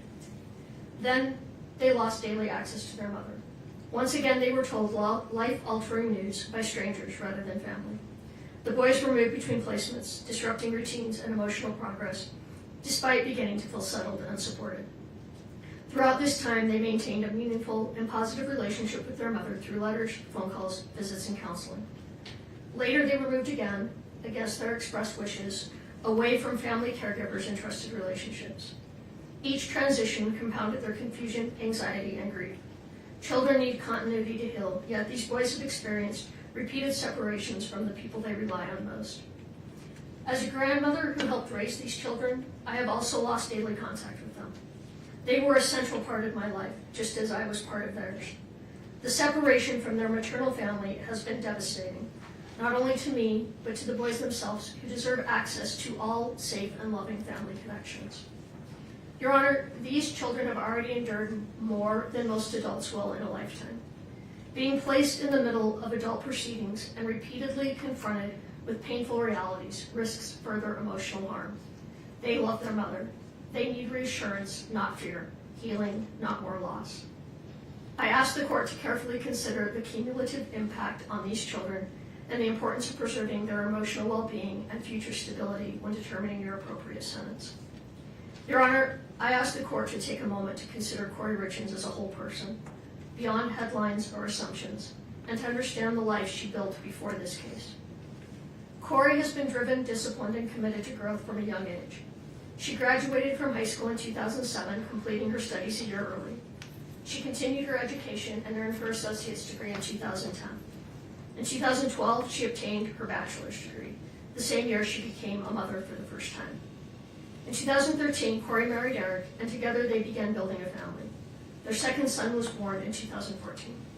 Kouri continued pursuing education while raising her children, earning her master's degree in 2017, followed by the birth of their third son shortly thereafter. Professionally, Kouri has consistently worked to better herself and provide for her family. She obtained her real estate license in 2019 and later earned her general contractor's license in 2021, achievements that reflected her work ethic, independence, and determination. In 2022, Kouri experienced a devastating loss with the sudden death of her husband. Despite profound grief, she sought constructive ways to cope and help others, publishing a children's book in 2023 focused on helping children process loss. After her arrest in 2023, Kouri did not retreat from self-improvement. While incarcerated, she earned her paralegal certificate in 2025. In 2026, she completed her MBA, pursuing education under extraordinarily difficult circumstances. She continues to seek opportunities for further education, demonstrating perseverance and a commitment to growth. Your Honor, this timeline reflects a pattern of responsibility, resilience, and continued effort to better herself, even in the most challenging moments of her life. I would like to illustrate Kouri's character through her actions and the way she lived her life, particularly as a wife, mother, and member of her community. Kouri was deeply devoted to her family. She was a committed wife to Eric and a hands-on present mother to their 3 sons. Their marriage was built on partnership and mutual support. Kouri consistently supported Eric in his career, hobbies, and interests, including his involvement in sports and coaching. She encouraged his passions and stood by him throughout their life together.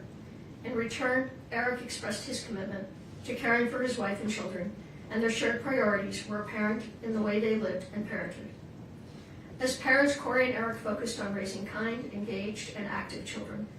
Kouri was closely involved in her son's education, sports, and activities. She volunteered weekly at their school, coached youth soccer and basketball, served as a scout leader, and was present at practices, games, and events. Her time, energy, and focus were always directed toward her children's well-being and development. Beyond her immediate family, Kouri consistently showed compassion for others. She was active in community service and believed strongly in teaching her children empathy through example. Together, they volunteered at food banks, participated in flood relief by filling sandbags for elderly residents, baked cookies for firefighters during fire season, and assembled care packages for families and individuals in need. She also helped ensure that children in the community had proper winter clothes by donating nearly 100 pairs of snow boots to a local elementary school. During the holidays, Kouri made extraordinary efforts to help others, purchasing, wrapping, and delivering hundreds of gifts to families who were struggling. She also demonstrated thoughtfulness in her extended work family by assembling personalized gift boxes and organizing holiday gatherings to bring people together. In 2023, following her husband's death, Kouri published a children's book designed to help grieving children process loss. She donated hundreds of copies to children who had lost a parent and visited schools to read to students dealing with grief. Although the book achieved some commercial success, her intention was not profit. It was to help children feel less alone during one of the most difficult experiences a child can face. Kouri has always viewed her greatest accomplishment as her family, her husband, her children, and the home they built together. Her loyalty to her family is unwavering. As an aunt, she has been a consistent and loving presence in her nieces and nephews' lives, providing child care support, attending milestones and school events, and assisting her siblings whenever they needed her. She has been the person who organizes family gatherings, holidays, and shared tradition, keeping the family connected. Faith has also played an important role in Kouri's life. She and her children regularly attended church and participated in faith-based community activities, reinforcing values of service, compassion, and responsibility. Your Honor, these are not isolated gestures. They reflect a long-standing pattern of generosity, responsibility, and care for others. Kouri's life before this case was defined by service to her family and community, and by her commitment to raising her children to be compassionate and engaged members of society. From a young age, Kouri demonstrated responsibility and a strong work ethic. While still in high school, she worked nights, weekends, and holidays to help support her aunt's business, using her earnings to pay her own way through college. That sense of responsibility never diminished. She continued to support extended family members whenever they needed help. Only 3 weeks after losing her husband, Kouri faced another profound loss with the death of her uncle.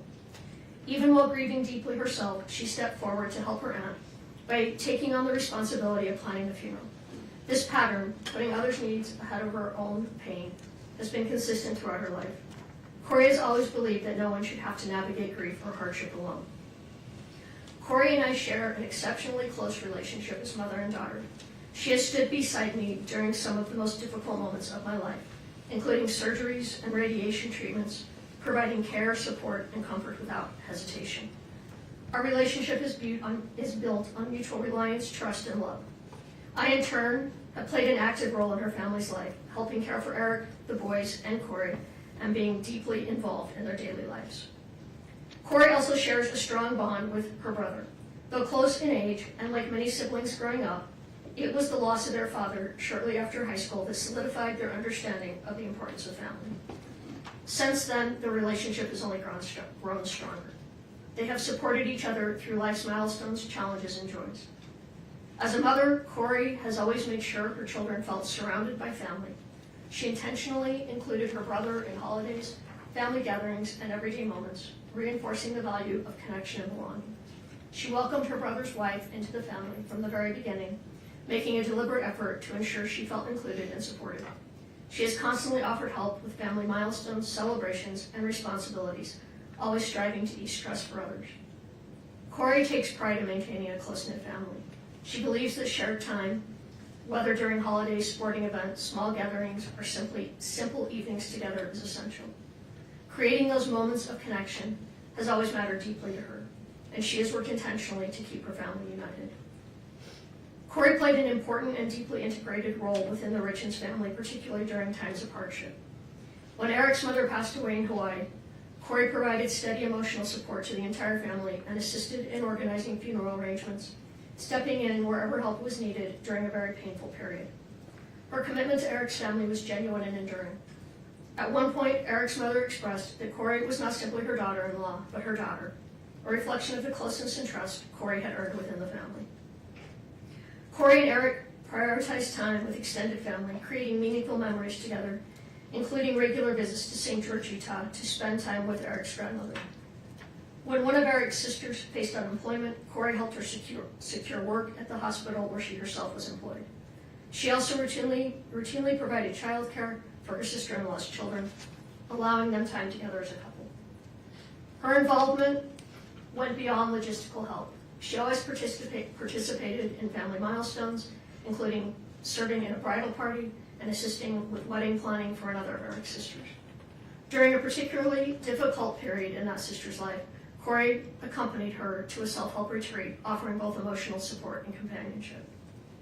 Within the Richins family, Kouri often served as a source of calm and connection. She consistently worked to ease tensions, provide comfort, and maintain relationships during challenging moments. Her efforts contribute significantly to the overall well-being of the family. Kouri's compassion extended well beyond her immediate and extended family. She opened her home to the parents of a friend whose house had been damaged, offering them a safe place during a difficult time. When another friend's parents lacked firewood, their sole source of heat during the winter, Kouri arranged for a truckload of wood to ensure they stayed warm. She maintained close, supportive friendships, participated fully in friends' major life events, and was actively involved in the lives of their children. As a neighbor, Kouri was equally attentive and caring. Her home was offering a gathering place for neighborhood children, and she routinely prepared meals for parents working late or offered help to neighbors facing illness, including one undergoing chemotherapy. Her generosity was never performative. It was quiet, consistent, and motivated by genuine concern for others. Kouri is not a perfect person, but she is an authentic one. Her life has been marked by steady acts of kindness, loyalty, and service toward her family, her friends, and her community. She has always found purpose in easing the burden of others and helping people through difficult moments. Following Kouri's separation from her children, they were placed in a living situation that differed from what they expressed as their preference, despite having strong and meaningful bonds with extended family who had long played an active role in helping raise them. As young children, they had little control over these decisions, which added to their sense of uncertainty and loss. Kouri's sons are now facing significant emotional challenges in their day-to-day lives. They are processing grief, separation, and repeated changes, all at an age when stability is critical. Like their mother, Kouri's eldest son is especially sensitive and expressive, and he has struggled deeply with these transitions. All three boys are currently receiving counseling, which has been essential in helping them cope. Kouri has consistently supported therapeutic intervention and has emphasized the importance of counseling not only for each child individually, but for the family as a whole. In particular, she has advocated for additional individual support for her eldest child, recognizing his specific emotional needs. The circumstances surrounding their separation and the rules governing communications have made it difficult for Kouri and her children to openly share their feelings with one another. This limitation has taken an emotional toll on both the boys and their mother. Important thoughts, reassurances, and emotions often remain unspoken, creating additional stress and sadness. As a mother, Kouri experiences deep anguish over her inability to comfort her children as she once did.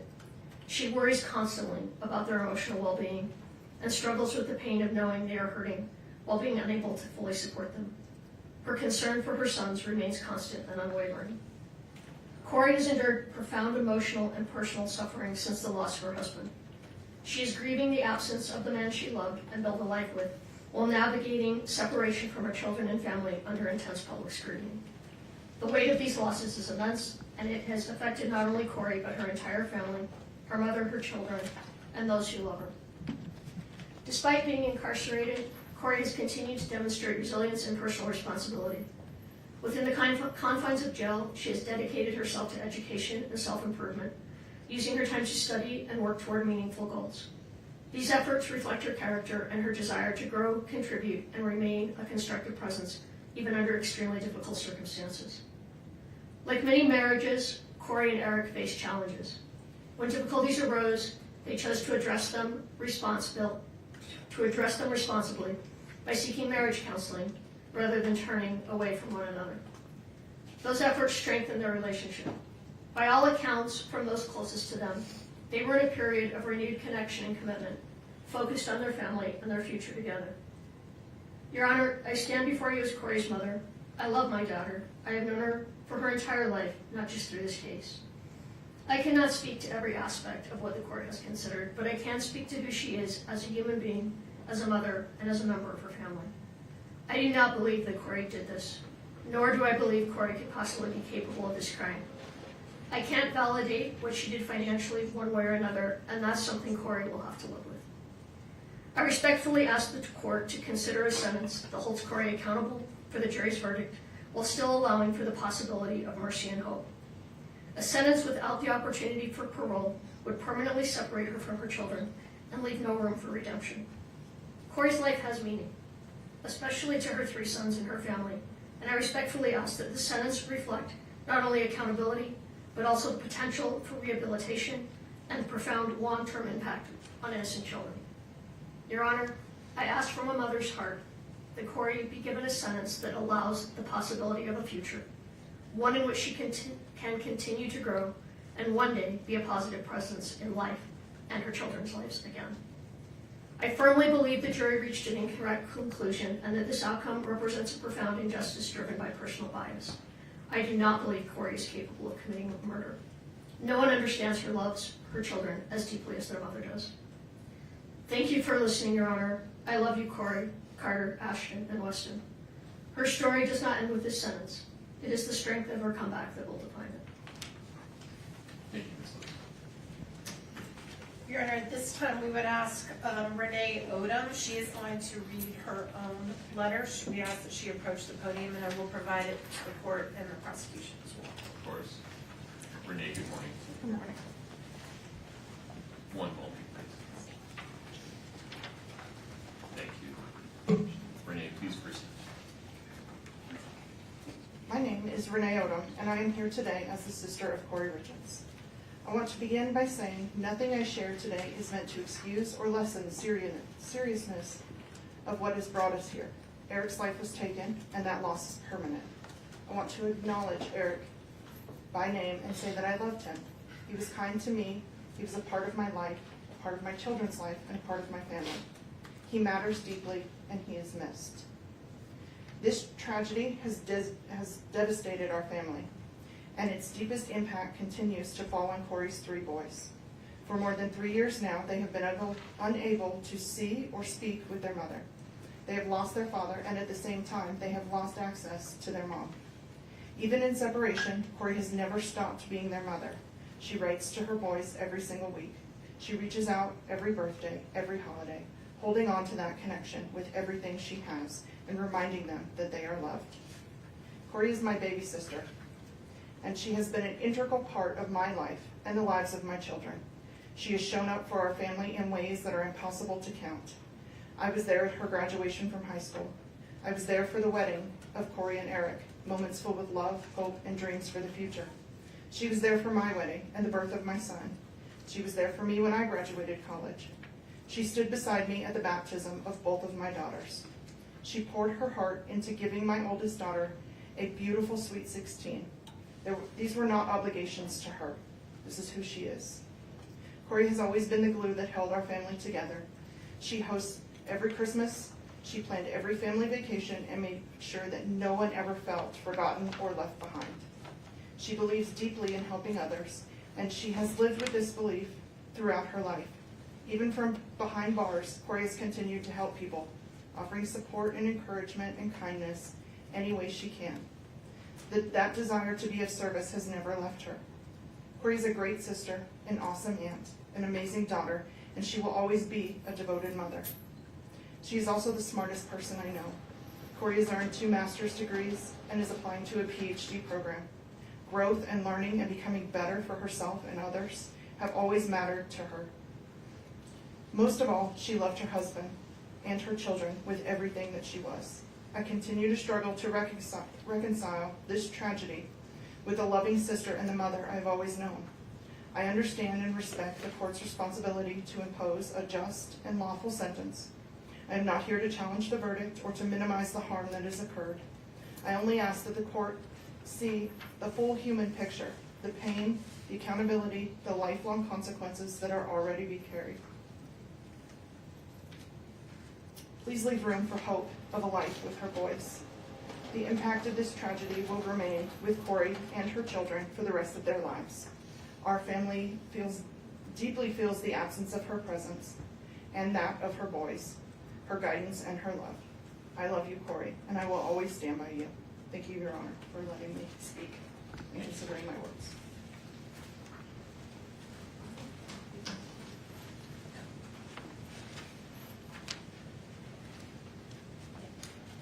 Your Honor, at this time, I'm going to read a letter from Kouri Darden.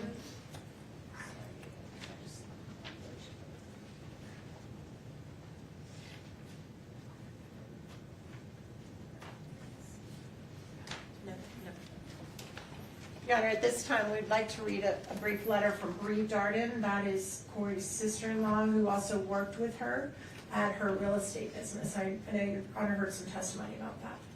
She has a newborn baby, so she can't be here. Your Honor, I was introduced to the Richens family around 8 years ago, excuse me, and was able to have been around Kouri, Eric, and the boys since the youngest was 1. I spent many days, weekends, holidays, birthdays, barbecues, etc. with them all, and was able to learn so much about the family dynamic and the love they had for one another. No, their family wasn't perfect. No one's is. But those boys were loved beyond belief by both parents.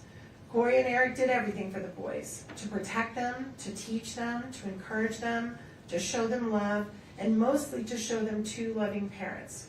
My heart goes out to the 3 boys, as they do not deserve to be going through all this, as well as they do not deserve to be alienated from one side of their family. I miss them dearly every day. To know Kouri is to know the love she has in her heart. Kouri is one of the most selfless and caring people I know. She lived for those boys and lived to be the best wife she could be. Yes, she made mistakes in her marriage, as we know. So did Eric. But at the end of the day, they chose each other and their family. As a loving mother, exceptional caretaker, and benevolent humanitarian, Kouri was truly a devoted volunteer. She never stood still when she knew she could help another, embodying the definition of true character. From the moment this sudden, unexplainable tragedy occurred, there has been a distaste for Kouri for personal reasons rather than factual reasons. From allegations made by individuals she regarded as family, to authorities not conducting a systemically correct investigation and then not being given a suitable, unbiased venire. The conclusion of this case seemed inevitable. Although I am not here to argue the verdict, I am here to help provide perspective on views you were unable to hear about. Kouri is a mother, a sister, a daughter, an aunt, widow, and at the end of the day, an imperfect person striving for grace. She is someone whom the community trusted, neighbors enjoyed, and her boys counted on as a supporter. I respectfully ask that the court consider the totality of her character and her full life history when making a determination. Your Honor, the next individual that spoke is Kouri's aunt. This is Lisa's sister. Her name is Doreen Kouri.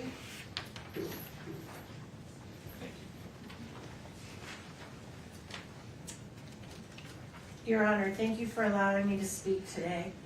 I have spent many sleepless nights trying to find the right words for this moment because it is heartbreaking to stand here and speak about someone I care deeply about in a courtroom like this.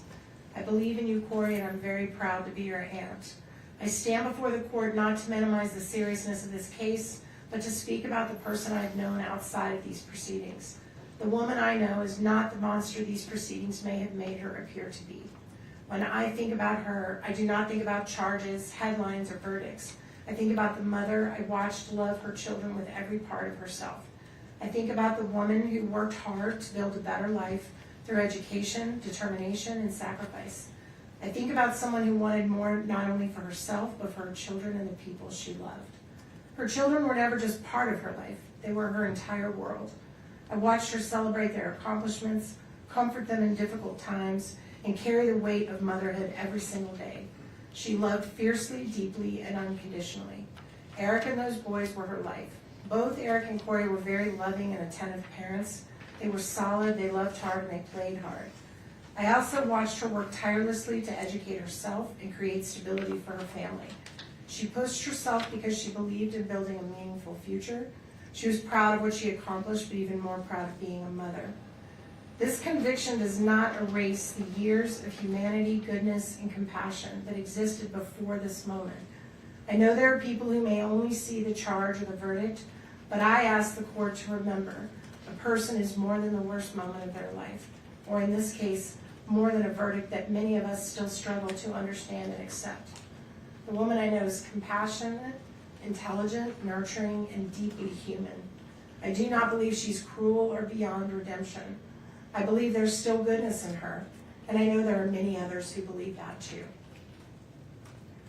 Whatever sentence is imposed today will not only affect her, it will echo through the lives of her children, her family, and everyone who loves her for years to come. Her children still need their mother's guidance, love, voice, and presence in whatever way they can still have it. I understand the weight of the court's responsibility, and I speak with respect for these proceedings. I only ask that when sentencing is considered, the court remembers the whole person standing before you today. Not only this moment, but the years she spent loving, learning, sacrificing, and being devoted mother. I love you, Kouri, and I love those precious boys. I ask for mercy, I ask for compassion, and I ask that the court see the humanity in her so that so many of us have seen for years. All right, the next one is an individual that did not want their name read in the public, so I'm going to provide it to the court and the prosecution only. This is a close friend of the family. To the Honorable Judge Mrazek, I'm writing to respectfully share my personal relationship and observations with the Richens family and 3 young boys, and to ask that you consider sentencing Kouri to 25 years to life rather than life without the possibility of parole. From 2017 to 2019, I had the privilege of working as a babysitter for Kouri and Eric's 3 children. I was able to view this family at a time when things in life were good for them. The youngest, Weston, was still in diapers, and we worked on potty training together. What struck me most during that time was the stable, loving, and orderly home the 3 boys had to grow up in. Kouri was a young mother, close in age to 2 of my own children, and she'd established a true house of order. The home was beautifully decorated. I particularly remember the bright fall decor. The walls were lined with photos of the boys at different ages, and they had a wonderful playroom over the garage. The family worked together, played hard together, and clearly loved one another. I recognized the effort and pride in caring for her family. When she was out of town one week, she left detailed meal plans for me to use the crock pot so Eric could come home each night to dinner with the boys. Those meals were so good that I replicated them for my own family. I was so impressed by her age progression photo display in the hallway that I had canvases made of my own grandchildren in a similar fashion. I even copied some of her simple but festive fall decorations and bought similar cowboy kid toys for my grandchildren after seeing how much her boys enjoyed them. Kouri's positive influence extended beyond her own family. I brought many of her ideas home with me. I do not wish to minimize the tragedy of this case. I watched the funeral online and was heartbroken, especially hearing young Carter say he would now be the man of the house. I believe Kouri deeply cares for her children, and I have to believe they love her as well. 3 boys' lives will be forever affected by the court's decision. I believe in the possibility of rehabilitation and the value of preserving hope. I respectfully ask that you not eliminate the chance that one day these 3 sons would be able to make their own choice as to whether or not to have a relationship with their mother. Kouri is not a threat to society. Please give her the opportunity to serve her sentence with the possibility of someday returning to her family. Thank you for your time and considering my perspective. Your Honor, the next individual that's going to be addressing the court is going to do it himself, and that is Mr. Greg Hall, and he's here to read his statement to the court.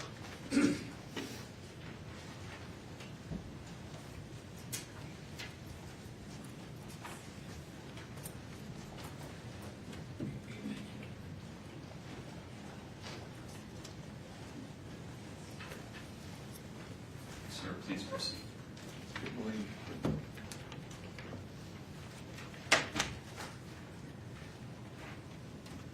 Good morning, Your Honor. Before I say anything else, I want to express my deepest sympathy and most sincere condolences to the Richins and Darden's families. Nothing I say today is meant to diminish the weight of what has brought us into this courtroom today.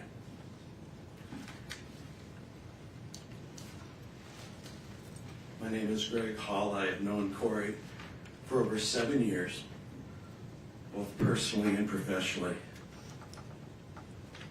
And we have stayed in daily contact by phone, text, and in-person visits throughout her entire incarceration here in Summit County. I'm here today to share with you what I have witnessed firsthand about the person I know. In the years before Kouri was incarcerated, she made a habit of looking for people who were struggling.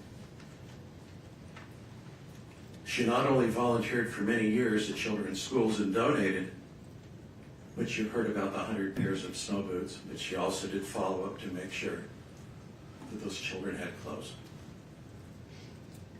She has volunteered at the soup kitchen for years and brought her boys along with her because she wanted them to teach them about service and kindness to others. When Kouri found out a neighbor had been diagnosed with cancer, she anonymously arranged for a massage therapist to visit her. When my own wife was in an auto accident, a care package showed up at our home. If a family was having a difficult time purchasing a home, she would offer to take little or no commission in order to help them. Please know that none of these things were ever done for recognition. They were done because all she ever wanted to do was good. Your Honor, what I would like the court to understand the most is that the goodness and kindness toward other people that defined Kouri before her arrest has not gone away since being incarcerated. When new inmates arrive frightened and disorientated, Kouri is the first to step in. She helps them get their footing in an environment that is unfamiliar and frightening to them. She's also tutored other inmates working to further their education. She has helped women who cannot read or write navigate through the system and draft letters to their family on the outside. When women in her unit receive bad news from home, she is the first to sit with them and comfort them. She has used her time inside to study, and she takes her studies very seriously. She has earned multiple degrees, including a master's degree since being incarcerated, because she wants to be of use to other incarcerated women who struggle with literacy, with their legal paperwork, and with the simple daily reality of being inside. She enjoys studying religion and ethics and the practical application they have in our lives. She attends weekly church services and has helped to create new programs within the jail that other inmates now rely on. She studies late into the night, every night. She prays for her boys and for her family every day. She also prays for others in need.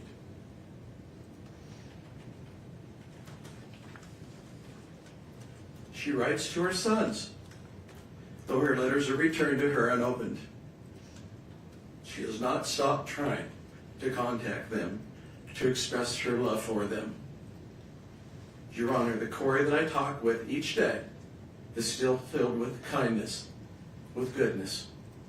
Even to this day, as we speak to one another, she continues to ask and care about how people on the outside are doing. My family, her family, people we mutually know, before ever talking about herself. I'm not here to argue with the verdict of this court. I am here to tell you that the person I have known for over 7 years is still there, still trying, still useful to people around her in the small ways available to her to continue to be of service and provide acts of kindness. I only ask that the court please take this into consideration today. Thank you, Your Honor. Thank you, sir.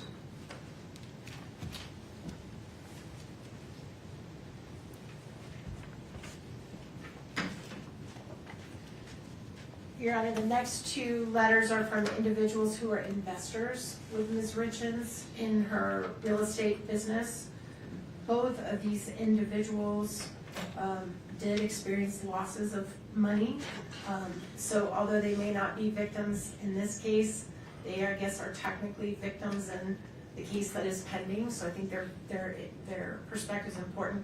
The first one, for some reason, I only have one copy. I'm going to give just a moment for Mr. Bloodworth to read it. Then I'll read it, and then I'll hand it to the court. Thank you.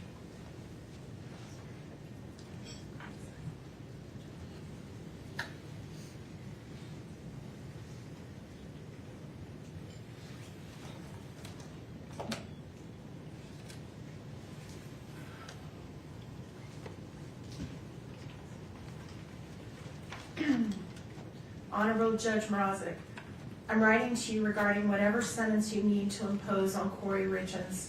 I implore you to impose the lowest sentence possible, including the possibility for parole. Due to the defense resting in this case, you and the jury only heard everything negative that could possibly be said about her from the prosecution, their witnesses, and the media. There was always another side of her that was not presented. As one of the investors in some of Kouri Richins' properties, she never asked that we invest. We always asked her after seeing the quality of the work done. She had a real estate license and got a general contractor's license. Yes, we made money on some of the properties, and yes, we lost money on the legacy property due to her arrest. She made sure we were aware that we could lose our investments. During the time we did spend with her, we found her to be honest, caring, super smart, and constantly talking about her love of Eric and her children. She adores those boys and was involved in all aspects of their lives and very proud of all of them. I understand she has used the time in jail to obtain a second master's degree. I honestly believe that even spending time in prison, that she could still be a valuable and contributing member of society and hopefully one day have a relationship with her boys. I do totally understand how difficult it is to have someone's life in your hands, as I felt that weight as an Air Force flight nurse in Iraq many times, caring for our wounded warriors. We all need to have hope. Please do not take that from her, as she has already lost so much. And I'm not going to reveal the name in public. Thank you.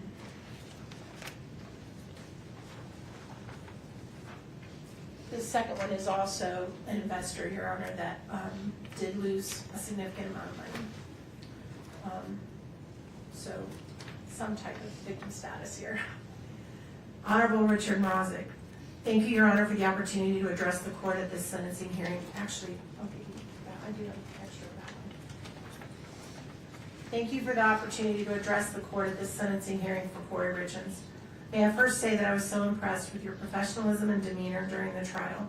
It appeared to me that you were very thoughtful in trying to judge fairly during the court proceedings. I would like to speak on my real estate experience with Kouri over the 3 years that I invested in 10 or more fix and flip home transactions. My wife, my son, and I were so impressed with Kouri and the great job she did in finding and remodeling the homes that we invested in. She worked hard in making those properties look beautiful after they were remodeled, and we all made money from them. We could not have been more proud of Kouri and happy for her and her family. Knowing from her brother Ronnie that she'd lost her father at a younger age, I told her once in a text message that I was unofficially adopting her as my daughter. She was a great mom for her boys, and she and Eric were so involved in their lives. What has happened since has been a tragedy for all the families involved. I never met Eric, but knew that he and his workers helped with some of the stonework on the remodels. Kouri and Eric helped stage a house that my son and I remodeled that Kouri found for us in Ogden. She listed it and had it sold in 3 days. Those were good times when the market was great for doing fix and flips, and we all benefited from it. Unfortunately, about the time of Eric's passing, the market changed and interest rates skyrocketed. Those who had house remodel properties suddenly found the buyer's market dried up and houses were not selling. We lost money as well as many of our friends in the real estate business. In watching some of the proceeding on court TV, I personally did not think that the state proved beyond a reasonable doubt that Kouri was guilty and responsible for Eric's death. I was surprised at the jury's verdict because it left doubt in my mind based on the testimonies given. Kouri has lost everything: her husband, her 3 young boys, friends, family, and her home. May I appeal to the court that her sentencing may grant her the possibility of parole at some future time. Thank you for your kind consideration. And also this name we are not reading out loud. We also have several very short statements from people who have worked with Ms. Richins in the jail. These are volunteers that give their time, no money, that come to the jail to help people that are incarcerated to try to better themselves and better their lives. This first one is from the art class facilitator, Ms. Katie Fish. Dear Judge Mrozik, I'm writing to you today on behalf of Ms. Kouri Richins. I have known Kouri over the last 2 years within the context of the educational programs for the Summit County Justice Center. I facilitate an art class as a representative of Mountain Life Church. In that art class, Kouri's carried herself with ease and warm regard to the other inmates and those of us present as facilitators. While she's shown care for the other inmates, she has also been very respectful to those of us facilitating. Even when she had been carrying challenging emotions, she's conducted herself with respect and grace. I understand that my interactions have been limited and have been laced with an expectation of certain polite behavior, but it is also not just a given that inmates will uphold that same respect and decorum. She has chosen to present with ease, care, and grace. From the brief conversations we've had about her life, I do believe she is a different person from who she was before being there. I hope and pray that her heart continues to be led toward faith and transformation. Thank you for your time. The next individual is another volunteer who teaches the class of biblical truth at the jail. This individual is named Eric Aper.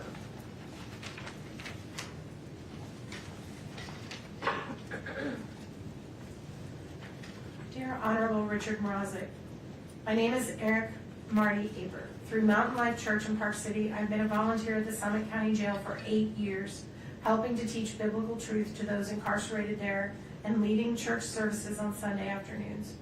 Kouri Richins has been a regular attendee of these services since May of 2023, the start of her incarceration, and has shown an amazingly consistent and upbeat, positive attitude. Kouri contributes in the church service discussions. She frequently comes alongside other inmates and encourages them to attend church as well. Not only does she encourage church attendance, she also carries the applicable issues that we discuss back to the pod where she resides, looking to find the peace and love of Jesus Christ in difficult situations where the inmates live. I have witnessed her kindness in talking with and encouraging fellow inmates that they can succeed in drug treatment programs, complete education programs, and work to overcome frustrations that come with poor decisions that end up with incarceration. Please call me with any questions or let me know what I can do to help with regards to Kouri Richins. And then the last one is also, I believe, a pastor that leads church services.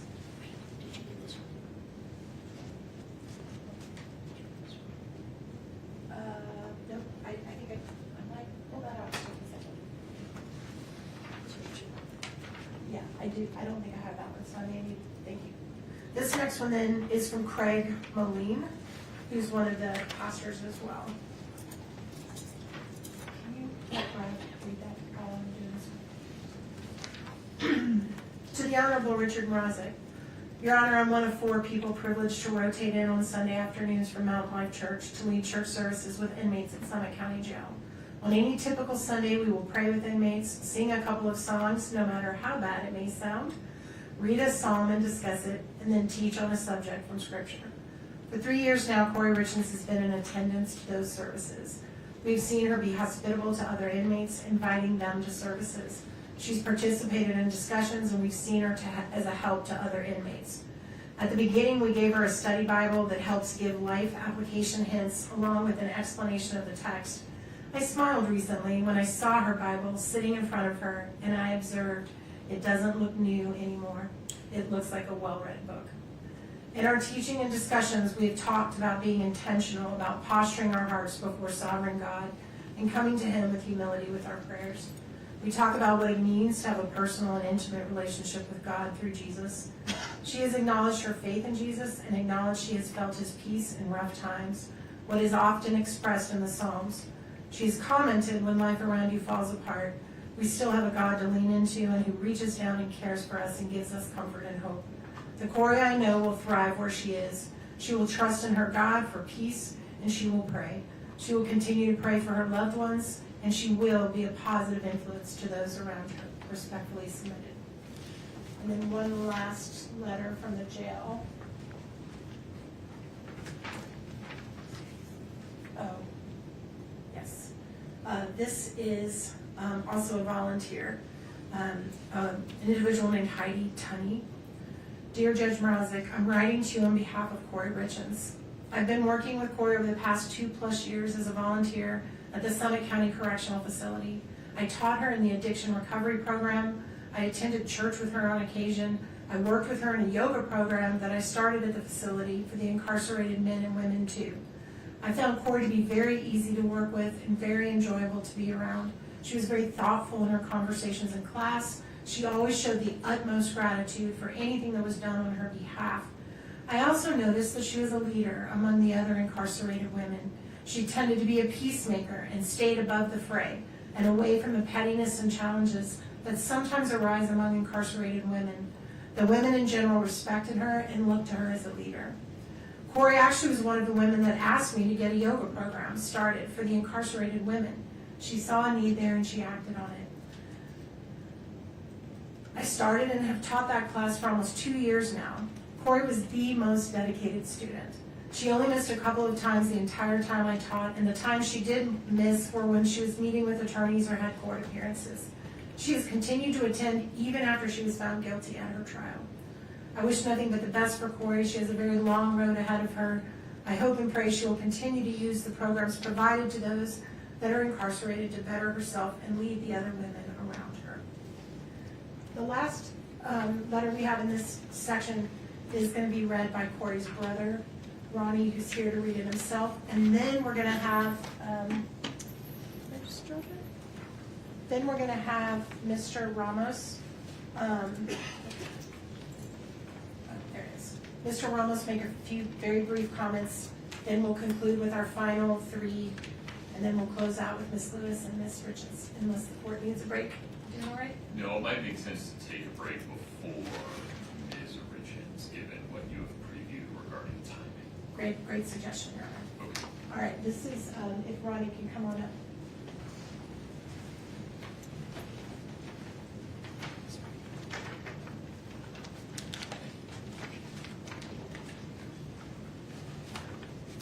Good morning, Honor.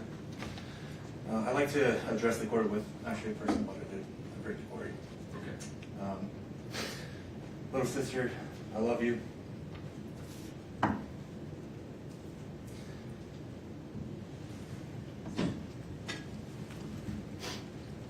miss you. I miss our random banter. I miss your calls. I miss your constantly over-the-top positive attitude every time we speak. I miss our game nights. I miss Eric's stupid finger gun dance after we won a game. I miss our holidays. I miss you sending the boys to wake me up on Christmas morning, way too early after we've stayed up way too late preparing Christmas for them so that it'd be absolute perfect. I miss our Sundays together. I miss arguing with the boys about who's better, Messi or Ronaldo, Brady or Rogers. I miss our backyard games.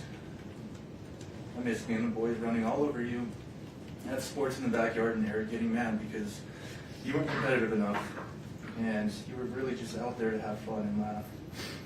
I miss you constantly luring me into your newest ideas and getting me excited about them. I miss vacationing. I miss family volleyball. I miss playing Madden and FIFA with Eric and the boys. I miss your stupid goats. I miss the soccer games and the celebrations we created for the boys after they scored a goal. I miss Carter's smile and his obsession with goat videos. Ashton's freckles and his competitiveness. And Weston's baby blues and tenderheartedness. I miss hearing them say Wani and playing catch in your living room. I miss your family. I miss our family. I miss the life that was stolen. I miss the life that was stolen from us for reasons that we can't yet fully understand. We don't, with 100% certainty, know what happened to Eric. No one does, but we do know with 100% certainty that it wasn't caused by you. We know that. The police know it. The prosecution knows it. And everyone watching this trial knows it. They could not prove their theory, just the opposite, and yet here we are. For some reason, unbeknownst to us, really bad things happen to really good people, Cor, and you were just really too good of a person, I guess.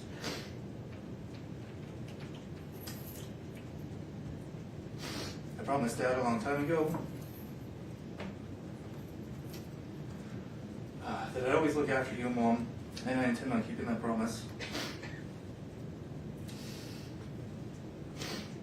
We'll get through this together, and the injustice that's occurred here in this courtroom, it'll be righted in time. Your innocence will shine too brightly to be contained once you've actually had a fair shot at defending yourself. When the day comes, I just know somehow that you're going to change a lot of lives that really need your help. And until then, little sister, just know.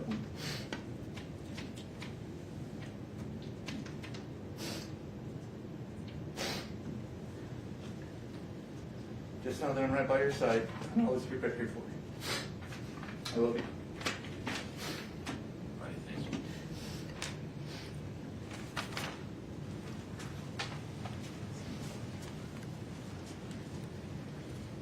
Mr. Reynolds. Morning, Judge.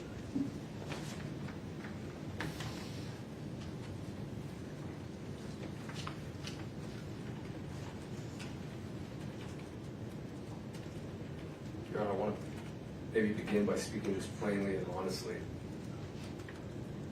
I disagree with the jury's verdict. I'm deeply saddened by the way that justice was rendered in this case. I don't believe that this outcome fully reflects the truth or the humanity involved. But our Constitution demands something difficult of all of us, especially of officers of the court. It demands restraint. It demands respect for the process even when the outcome wounds us. And so, while I disagree with the verdict, I respect the jury's decision. And while I disagree with many of this court's rulings, I respect the lawful authority of this court. of Your Honor. This is because the rule of law only survives if we continue to honor it even in moments of disappointment and pain.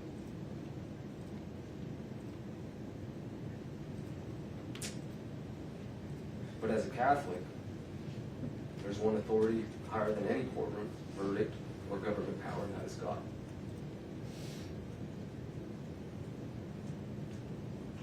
I say that as a reminder of humanity and of human limitation. Our system of justice is imperfect because every human is imperfect.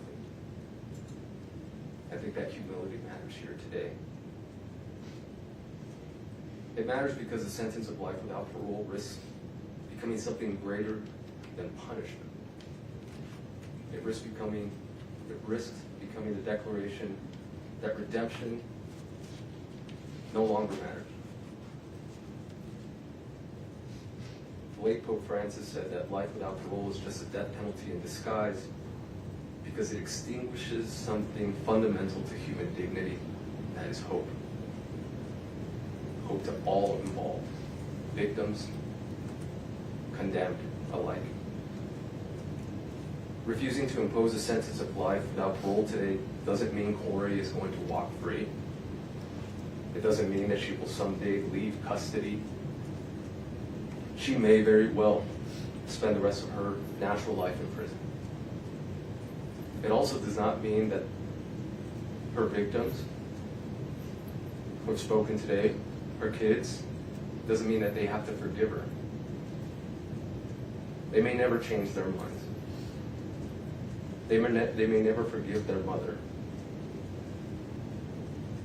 And also, no court has the authority to demand that they do. But refusing to impose a sentence of life without parole does mean that we do not close the door completely. It means we do not presume to know with absolute certainty what a human life, victim or condemned, may become decades from now. It means that we do not extinguish hope entirely. Time changes people, pain changes people, grief changes people. Even victims and victims' families over years and decades sometimes arrive at places their present suffering could never foresee.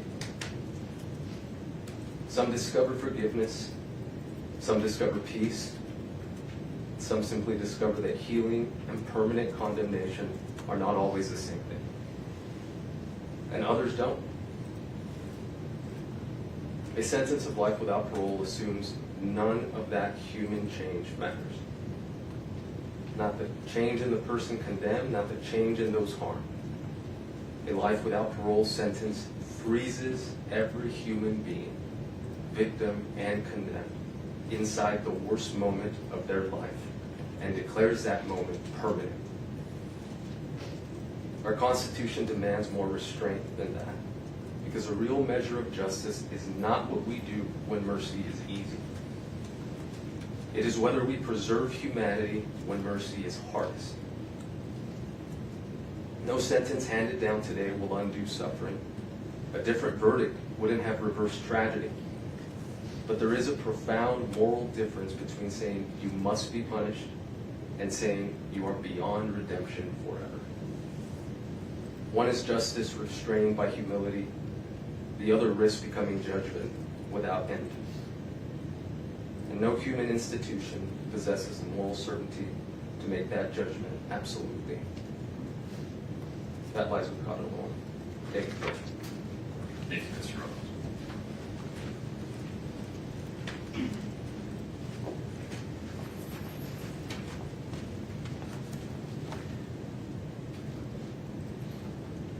Your Honor, I told you in the opening statements that we were going to do something a little bit different when we called upon some perspectives of people that don't even know Kouri, but that have been through this horrific journey through no choice of their own. One is from a mother whose son was murdered. Again, we're going to just share her name with only the court and the prosecution.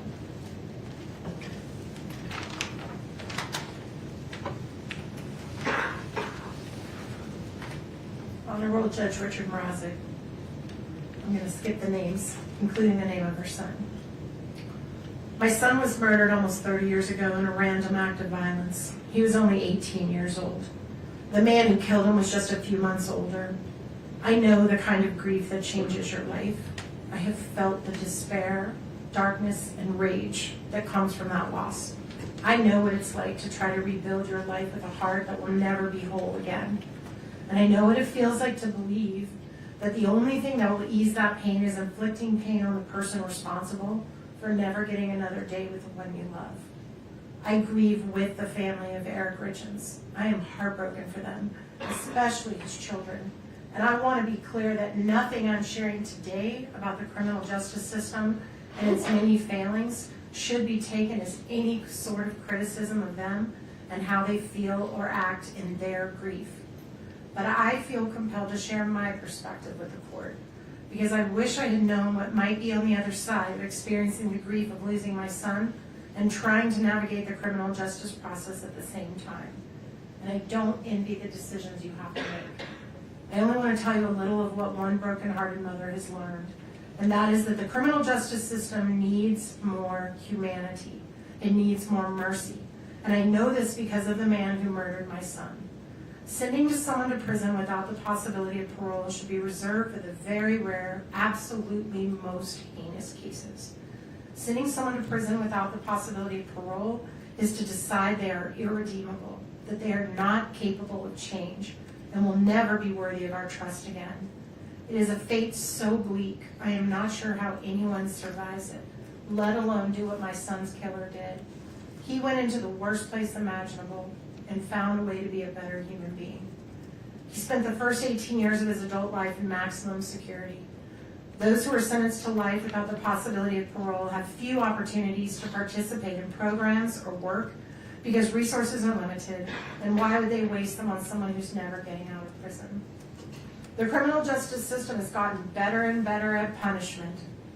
Mercy has almost been extinguished. We're supposed to find a balance. We're supposed to remember that these are human beings, and these decisions will ripple through generations, even strangers.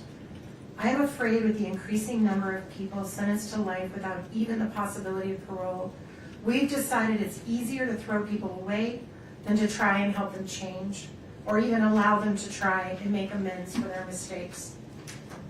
Far too often we let our fear and our pain put the focus on punishment with no consideration for mercy. I did that. I wanted the man who killed my son to die. I wanted him to suffer. I didn't care what happened to him as long as he never got out of prison. But as much as I know about pain and loss, I know more about hope and forgiveness. And that's thanks in part to the man who killed my son. He was sent to one of the worst places in the world and became one of the best people I know. Nearly 20 years after my son's death, I received a letter he wrote, expressing his sorrow and his remorse. His apology helped me heal, deepened my forgiveness, and created a bond that continues to bless the lives of many people. I know that every case is different, but I also know the power of hope. I believe in second chances. I believe a life sentence imposes punishment without destroying hope. My personal hope for Kouri is that she does what that individual did, that she finds a way to become a better person no matter what. I thank you for taking the time to read this letter. I know it's a heavy burden to make this decision. I express love and support to those involved and pray we'll all be better to each other. And then I also would have one more, and then we have someone who's going to testify on WebEx. Speak on WebEx, not testify, sorry, speak on WebEx. This is very short, Your Honor. It is from a former prosecutor that imposed these types of punishments. Thank you so much. Also, I'm keeping his name private.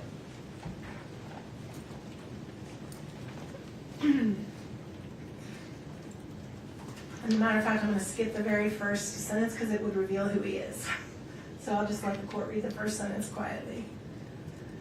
I was in charge of the prosecution of a young man who committed 2 serious homicides at the Log Haven restaurant. He was prosecuted and found guilty. He was sentenced to 2 consecutive 5-to-life terms. 20 years later, while no longer a prosecutor, I happened to be at the Utah State Prison on government business. I was given a tour of the prison industries unit, and I saw an individual sitting at a large desk in front of a bank of computers. I asked about him and was told that he was the individual who had committed the crimes at Log Haven. I was told he was a model inmate, spoke 5 languages, had 2 master's degrees from Utah State, and was used as a go-between when there was unrest among inmates. He was respected by his fellow inmates. He was indispensable at the industries and had set up the entire computer system to run the unit.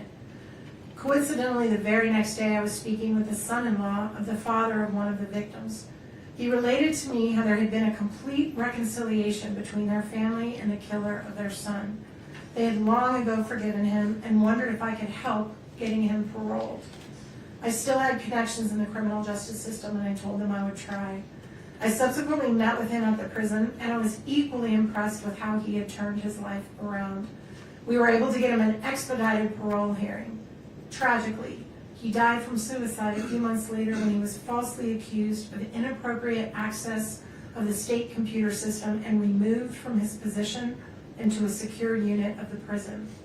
This case was a textbook lesson of how rehabilitation can work. He was not the same cocky druggie that we sent to prison 20 years ago. I saw absolutely no reason why he needed to spend more years in custody. Even his fellow inmates told me they were convinced he had done everything to reform himself and become a valuable member of society. I agreed. Keeping someone incarcerated when they've proven themselves is just plain wrong. Prison sentences without possibility of parole create the same issue. I believe it should be reserved for the most violent and dangerous of individuals. Thank you for taking the time to read this. And then Ms. Lewis will introduce the final speaker, and then she'll have her comments, and then we'll take that break. Who is the person you'd like me to? Emery Blanchard. One moment,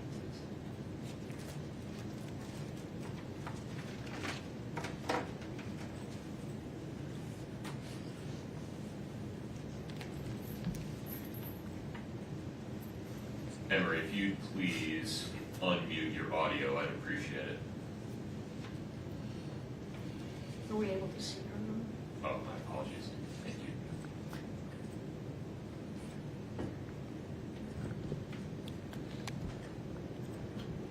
Emery, can you hear me okay? Yes, sir, I can. Okay. Ms. Lewis is going to make an introduction, and then you'll be free to make your statement. Emery Blanchard understands what no one else in this courtroom understands. What the 3 children of Kouri and Eric are going through. When Emery was 12, I believe, she can correct me if I'm off there a little bit, her father violently killed her mother while she and her brother were in the next room. He was convicted, and it was, the state was seeking death, but ultimately he, at that time, when the jury couldn't decide unanimously on death, he was sentenced to life with the possibility of parole. And I'm gonna let Emery take it from there and say what she wants to say. Emery, please proceed. Thank you, Judge. Good afternoon. I was asked here today to speak about a personal experience. My name is Emery Blanchard. I grew up in Park City, and in 1995, when I was 13, my father murdered my mother, Patty. It was a brutal and premeditated murder, and I was in the house when it happened and witnessed it. It was a death penalty case, but my father was sentenced to life in prison with the possibility of parole.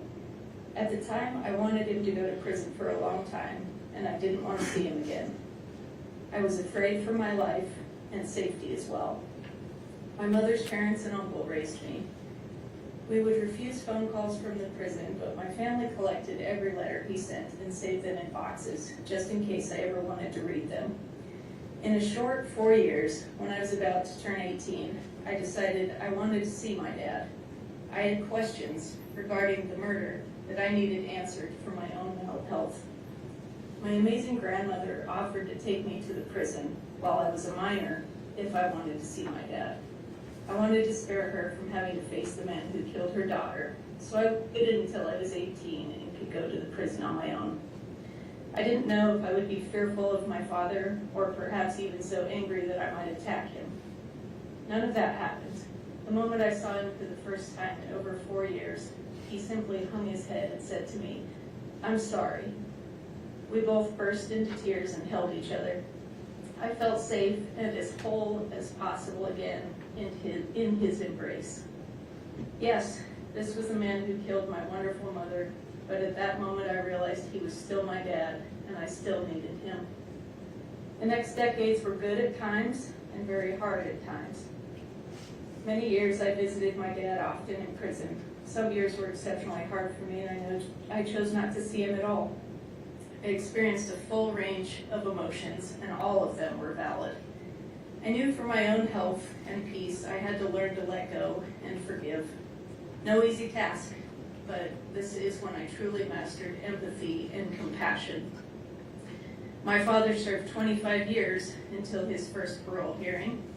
I was for parole, but nevertheless he was denied and given another 5 years. At his age, I knew it was a death sentence, and it was. Just last year, after 30 years of incarceration, he died 4 days shy of his 81st birthday. My second worst nightmare came true, the first being my mom being murdered. I was not able to see him while he was dying. There was no compassionate release. Some may say he deserved that, and maybe he did. I can tell you that no amount of time served ever made this situation right.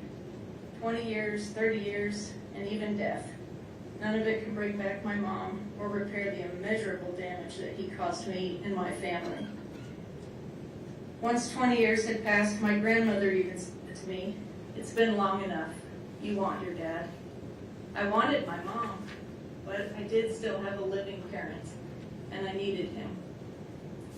I don't tell you this story to tell you how to feel or that I understand how you feel. I'm offering that hearts and feelings can change over the years.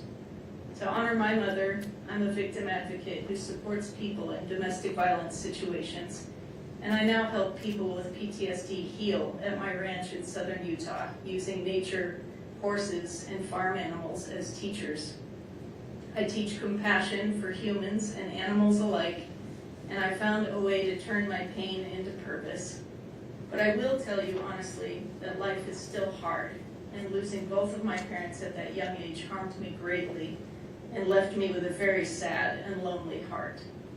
No amount of prison time made me feel better, and in the later years my father's incarceration wore on me severely.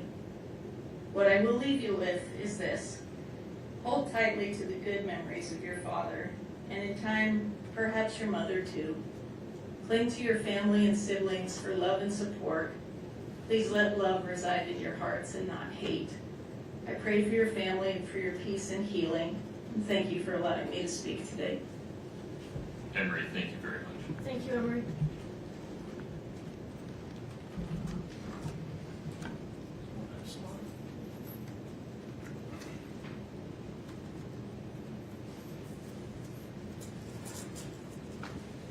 Your Honor, there is so much more to sentencing a person than punishment. That is why in sentencing someone, the court must consider the totality of the circumstances, the whole person, and who that person is beyond their worst act. In their sentencing memo, the state cited to State v. Holland, which was a death penalty case. The state quoted the court as follows: "The psychological reality is that aggravating circumstances in first-degree murder cases will virtually always outweigh mitigating circumstances. However, what the state left out is what the court said next, which was that the Eighth Amendment doesn't allow the death penalty in every case, and courts must take a long, hard look at the totality of the circumstances, the values of society, and the value of all human life. And though this is not a death penalty case, the same would apply to a sentence of life without the possibility of parole." Ms. Nestor spoke a little bit about what a life without parole sentence looks like. Locked down for 23 hours a day. If we treated our dogs like this, they would be taken away. Yet, this is how the state wants Kouri Richins to be treated. A sentence of life without parole is safe for only the most heinous of crimes. The state wants to place Kouri in that category. They say she is in that category, but this simply is not the type of crime that we typically see get a sentence of life without parole. Currently, there are approximately only 72 people in Utah serving this sentence. These include people such as Edward Deli, the co-defendant of Vaughn Taylor, who is currently on death row. They killed 2 women, kidnapped 2 young girls, and attempted to kill those girls' father by lighting their cabin on fire. I believe that was in Summit County. It includes Daniel Ray Troyer, a serial killer and rapist of women in their 80s. He was convicted of killing 2 women, admitted to a 3rd, and likely killed a 4th. That authorities are aware of. It includes Matthew John Breck, who kidnapped a 10-year-old girl, stabbed her multiple times, severed her spinal cord, and left her dead on her front porch. It includes numerous individuals who brutally murdered children, some who murdered police officers. There are only a handful of people serving life without the possibility of parole for killing a spouse. And in all but one of these that I could find, they killed more than just their spouse. They are individuals who killed their spouse and a child, or killed their spouse and someone else in the process. The only one I'm aware of who killed a spouse and no other individual is Craig Crawford, who set fire to the home of his estranged husband, leaving him to die in the fire. And then there are individuals serving sentences of 15 to life who committed arguably more heinous acts than what Kouri Richins has been convicted of. Eric Sampson abused his wife for 28 years, ultimately killing her in their St. George home, leaving her dead in their bed. He continues to maintain his innocence, and he's serving 15 to life. John Weston Erickson stabbed his wife to death in front of their 2 young children, also injuring his 7-year-old daughter, who attempted to wrestle the knife out of his hand, serving 15 to life. Joseph Castillo, his wife, stabbed his wife to death in their garage while his teenage son tried to stop the attack. These men are all serving 15 to life sentences. There are many more examples. Murder is the worst of all crimes, but to say that this particular case is the worst of the worst is simply not true. The state chose the evidence they put forth to obtain their conviction, yet they are not satisfied with what was presented in this court and to the jury, and instead they waited until 2 days before the sentencing hearing and publicly filed what can only be described as a character assassination, filled with unsubstantiated claims from unknown and unsworn sources who will never be cross-examined about these claims. The timing of this filing was no coincidence and left no time for our team to arrange rebuttal witnesses or evidence. Furthermore, it appears that the sentencing memo was not so subtle attempt to get into the public eye evidence they elected to hold back from their case in chief, and then were precluded from presenting when Ms. Richens exercised her Fifth Amendment right to remain silent and submitted the case to the jury without putting on any evidence. To allow the state to use this sentencing hearing as a public platform to make new unsworn allegations untested by cross-examination or sufficient investigation would violate Ms. Richens' right to due process and would be contrary to the the Utah Supreme Court's finding in State versus Limesick. I don't know if I'm pronouncing that right, but I have the cite if you want it. Which stating that the due process clause of Article 1, Section 7 of the Utah Constitution requires that a sentencing judge act on reasonably reliable and relevant information and exercising discretion in fixing a sentence. The state's memo should be stricken in its entirety and not considered by this court. Not only are the claims made by the state in their sentencing memo unreliable and irrelevant, much of what they argue is either misleading or outright false. I'm not going to go into everything that we take issue with, but I do want to point out a couple of examples. They state that DCFS supported a finding of emotional and physical abuse by Kouri against her oldest son. What actually happened is that DCFS made an initial finding based solely on reports. This is similar to a probable cause finding that then sends the matter to the juvenile court. The court, however, did not find that Kouri had abused or neglected her children. They found dependent but no fault. In other words, that the children needed intervention, but due to no fault of Kouri Richins, due only to the fact that she had been arrested. They did not even find that she had acted negligently towards her children. The state put forth at length what they believe Kouri's middle son, AR, would have testified to had they been able to call him in rebuttal. Although it is true that Ashton said these things 3 years after the death of his father and after conversations with Eric's family members, this is very different than what he said to law enforcement immediately upon Kouri's arrest a year after Eric's death. At that time, his statements were completely consistent with Kouri's, that Kouri, had gone to sleep in his room the night his father died. The state argues that Kouri's boys are afraid in part because she still maintains life insurance policies on them. Kouri was of the belief that these policies were no longer in existence since she had not made any payments on them in over 3 years. And in fact, a letter was sent, or an email was sent from Brian Freckleton, who testified, to Ronnie Darden, as Ronnie is the owner on these policies, that this was over a year ago, that the life insurance policies are lapsing, and wanted to let them know if they chose to do anything about that, which they did not do anything about that. So we only discovered yesterday, Kouri only discovered yesterday that at least 2 of these policies are still active, as the payments have been automatically taken out of dividends. So in other words, the policies have been paying for themselves. These are policies that Eric and Kouri took out together in 2017. However, now that Kouri knows that these are still active, she will cancel them. Hopefully, in all sincerity, this will be one less thing for those boys to worry about. Kouri never asked her family to report criminal activity or asked for criminal prosecutions against any of the Richins family or against Cody Ray. She never asked family members to file bar complaints. And until yesterday, neither Kouri nor anyone from her team had ever heard anything about a dating profile being set up online in the name of a lead detective. She did none of these things. And if they were done by others, it was not at her request. We are asking the court to discount any and all allegations in the sentencing memo that have not been previously raised in court in order to be stricken from the record. The court does have before it reasonable and reliable testimony from individuals who know Kouri or who have unique perspectives on the sentence of life without parole that may assist this court in discerning the appropriate and proportionate punishment in this case. The testimony of these individuals revealed that Kouri is so much more than what she has been portrayed as in this case.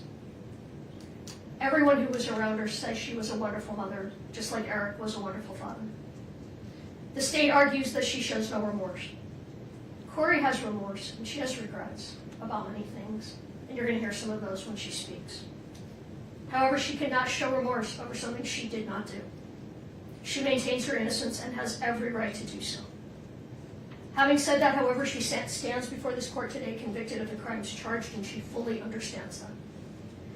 So sentence her on what she was convicted on, not what the prosecution says about her character. As much as they think they know her, they do not. They do not know Kouri Richins. Like Alex said, we are saddened by this case. We are saddened by the verdict. I respect the court system so much. I come from a family of judges and attorneys and was raised with the utmost respect for our justice system. I disagree with the verdict, but I respect it. I have to say, though, in all the years of practicing, which are now quite a few, this is the first time I've had a client convicted that I believe to be innocent. It was much more painful than I would have anticipated. Over the last 2 years, our team has got to know Kouri. Kouri is one of those clients, very few clients, and I've represented thousands of people. Most of them you don't remember. Many of them you don't like. Many of them, some of them, you feel are dangerous. But Kouri is different. Kouri, every time she calls, asks how we are. There have been times when I've shared bits of my life with Kouri, particularly having children that lost their father before age 10. We've talked a lot about that and what that does to children in the best of circumstances. I can't imagine had my boys not had me. Because the pain and suffering and the long-term effect that has had on them will never, ever end.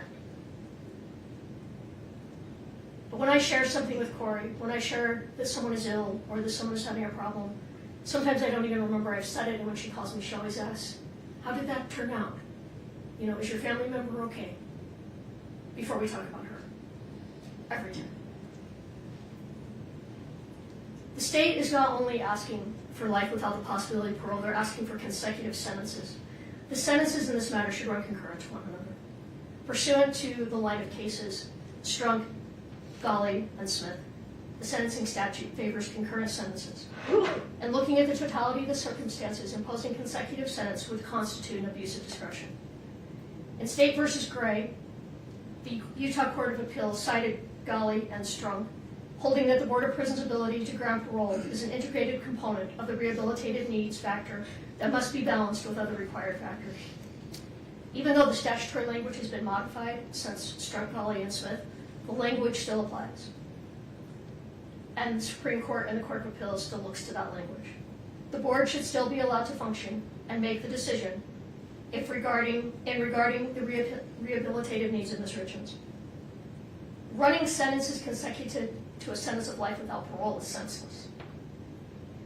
And if this court imposes a sentence of 25 to life on the aggravated murder, but runs the other charges consecutive, the effect will be the same. She will likely never get the opportunity for parole. I don't think that's true. Have you run the initial guideline? It's a genuine question. Yes. I think it only adds. The guideline on the attempted murder is 192 It only months. adds 41 months if we run it consecutive. Before she's eligible Right. for parole. But, well, I'm going to come back to that. Yeah, if I will. you're running the guideline differently, I'd like to know. I mean, no, I'm not running the guidelines differently, but the sentence is, well, I talked about understand your this. larger point, and I apologize for That's interrupting okay. you, but if you do have a different running of the guidelines, those forms are not obvious, I'd appreciate it. Well, I would say a sentence of 25 to life, and then if she serves additional time, does not guarantee parole. And I'm going to talk more about that. Okay.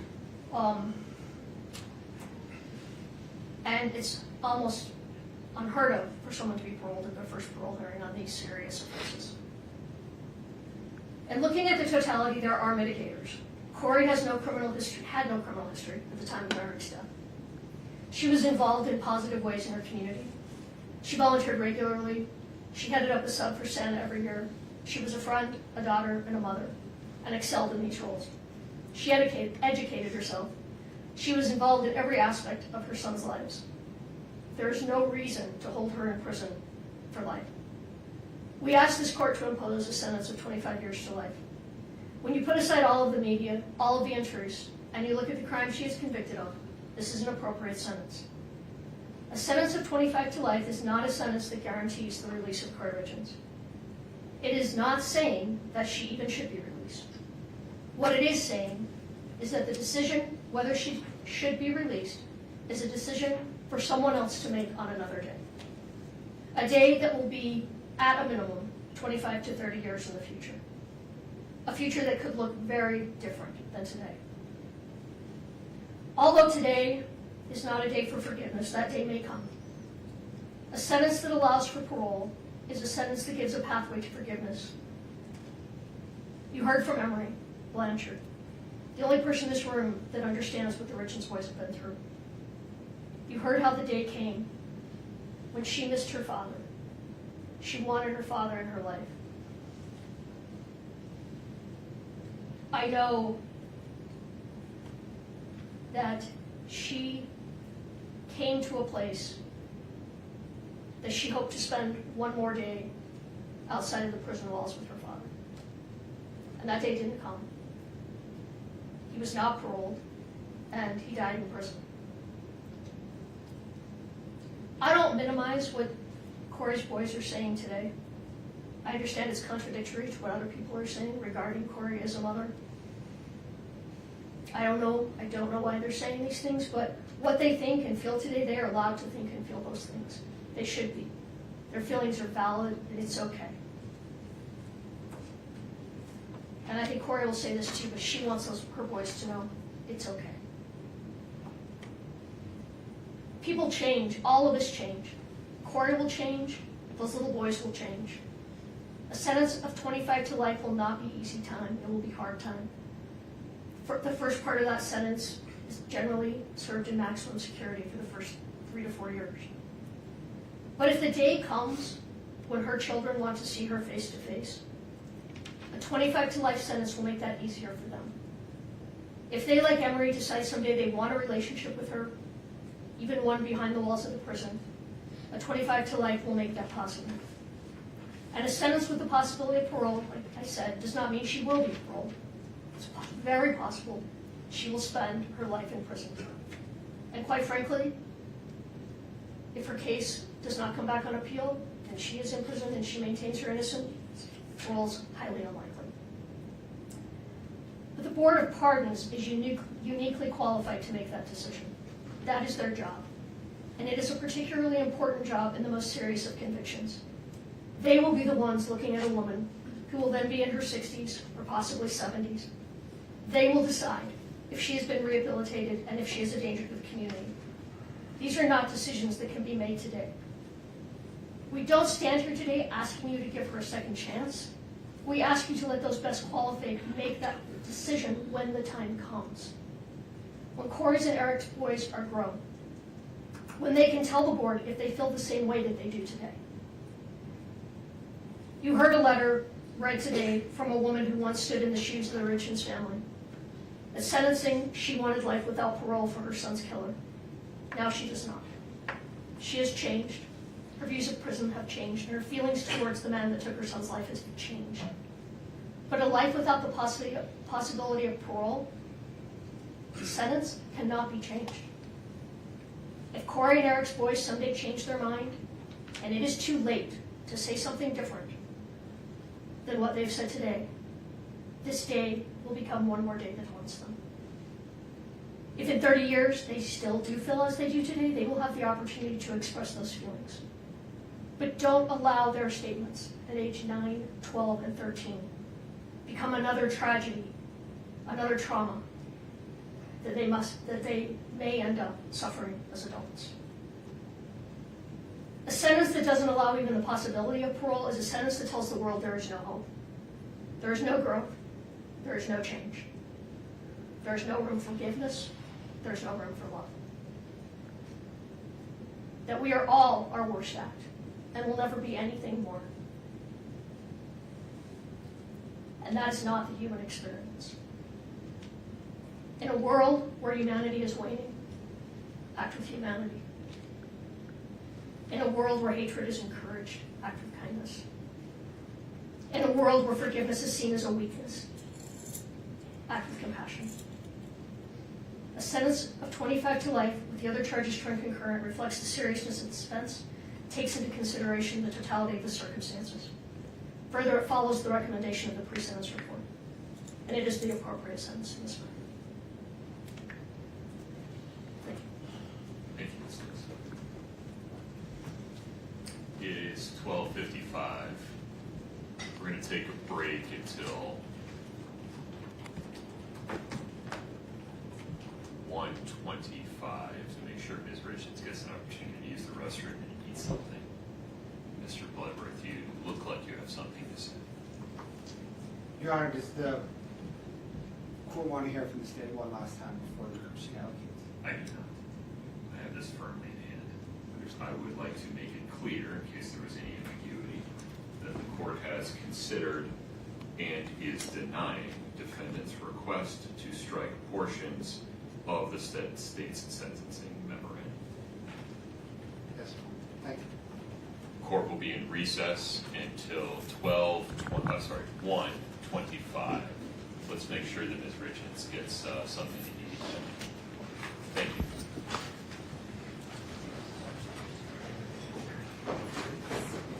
We're off the record.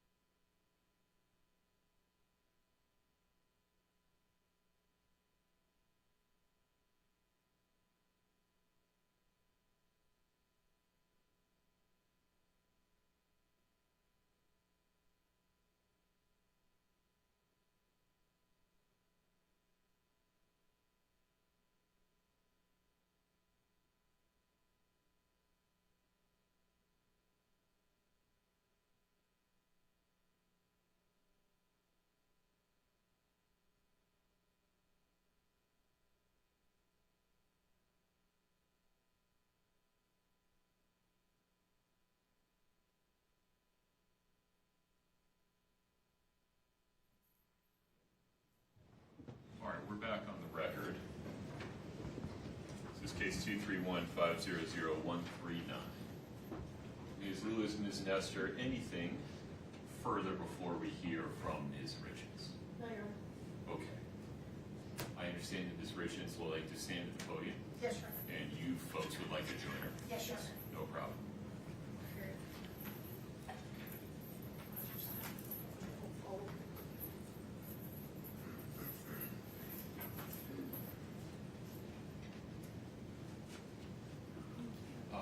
There should be Kleenex up there if you need it. It's right here. Do you want water?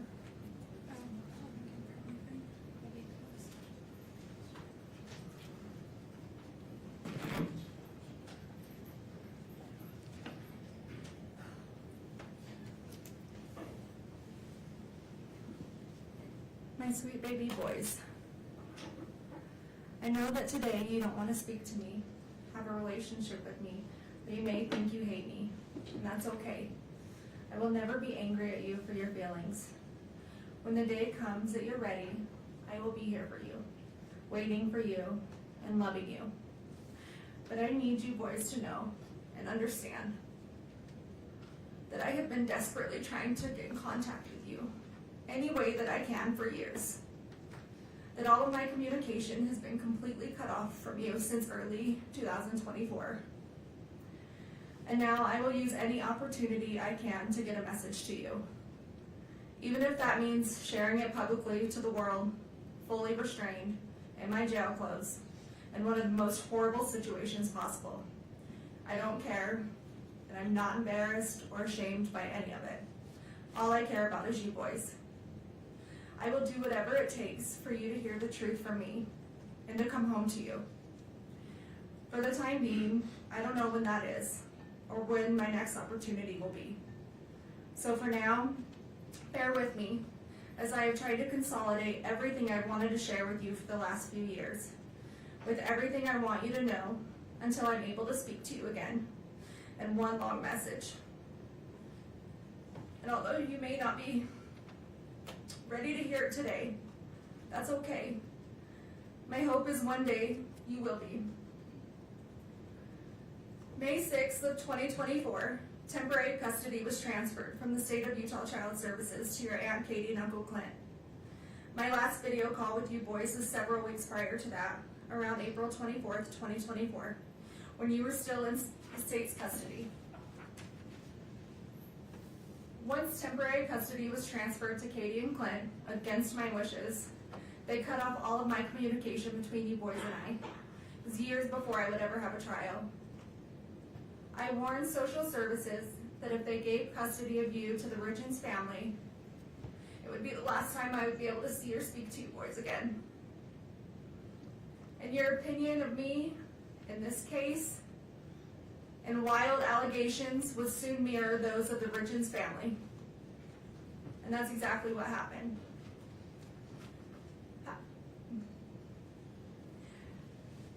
You need to know the Darden side of the family fought a long, hard battle for custody, but was eventually ignored and denied.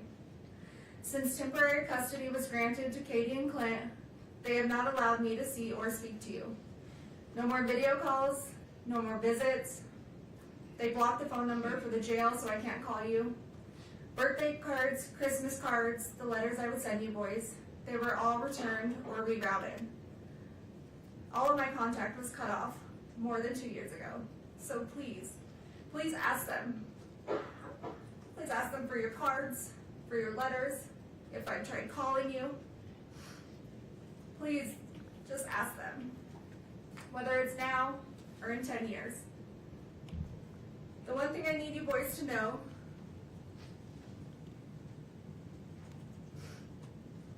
is I did not abandon you.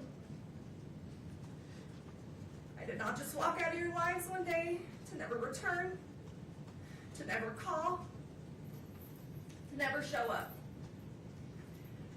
Regardless of what anyone tells you, I would never ever leave you boys. And I am so sorry if for even 1 second you thought that I did. If for even 1 second you thought that I didn't love you. Because that couldn't be further from the truth.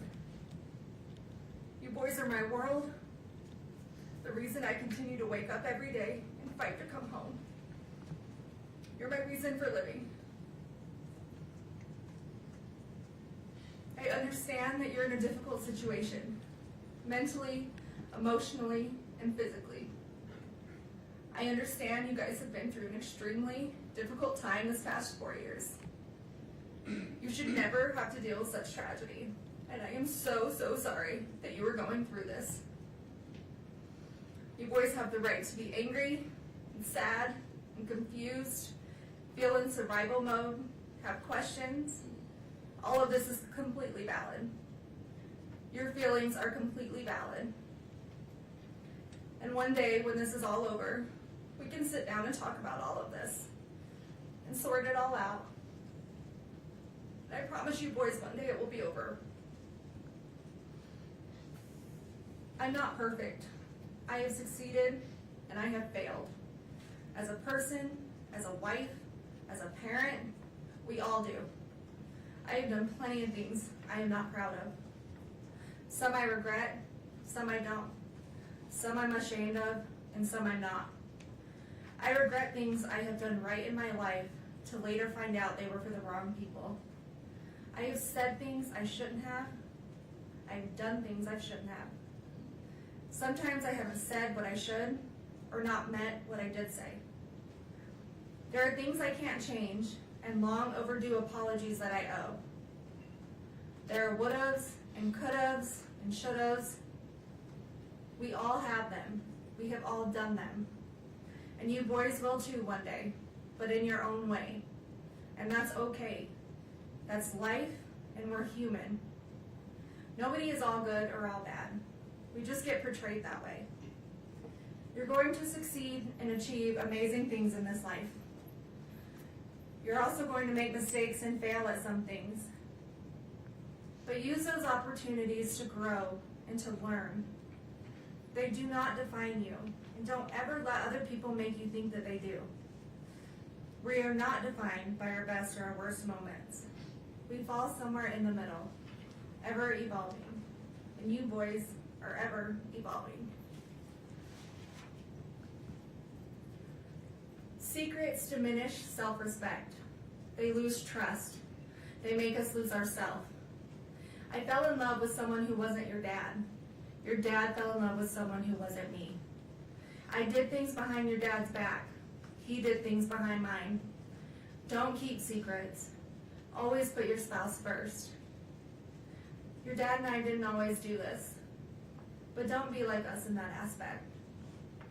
We made mistakes that I know I regret, and I'm sure if he were here today, he would say that there are a few things he regrets as well. Marriage is hard. Marriage takes work. Marriage takes love. Big love. Deep love. And you may think about divorce, and you will have fights, but then you will make up, and you will forgive each other. Because when your love is enough, your love keeps you together. Your love is all you need to ignore the noise. And your love never fails. Sometimes your dad would want to throw in the towel on our marriage, or I would want to throw in the towel on our marriage. But we never did. We always found our way back to each other. I would pick up his towel, or he would pick up mine. We'd hand them back to each other and start again. Because our love never failed. We stopped keeping track of each other's wrongdoings, and we forgave, and we moved on, and we loved. And if I had to relive all of those hard days all over again, I would do it without question. Your dad and I were a lot of things, a mess of sorts sometimes. But we were this crazy, beautiful mess that made us a family, because our love was enough. Our hard days never outweighed our good days. Our weak moments never outweighed our most memorable happy days. We always laughed more than we cried.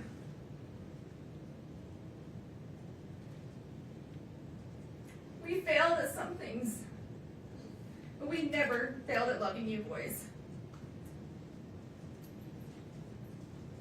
Our love was enough to make our house a home.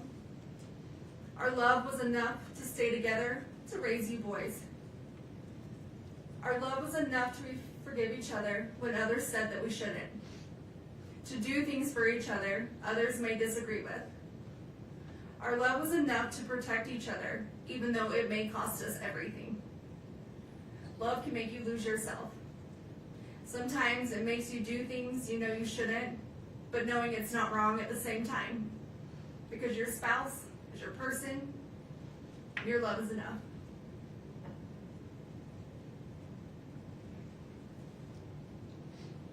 One day, you will meet someone and fall in love and understand that just your love is enough. Enough to withstand everything else, the noise of the world, the obstacles, the trials of marriage, the heartache, bad choices, forgiveness. You will understand your love is enough, and your love never fails. Don't worry about what others think about your relationship. Don't worry if they would do things differently. You just love. And you love big, and you love deep, and you protect your love. Your dad and I didn't have it all together. Together, we really did have it all. Because we had you three. Don't let anyone choose the direction of your life by their opinions and their judgments. Being able to hold yourself together in the worst of situations doesn't make you emotionless. Separating personal and business life and emotions doesn't make you unreasonable. Resentment can get the best of others. Don't let it get the best of you. People will always have a lot to say about lives they've never lived. Live your life the way you choose to live it. Just be safe and be healthy and be happy. That's all that matters.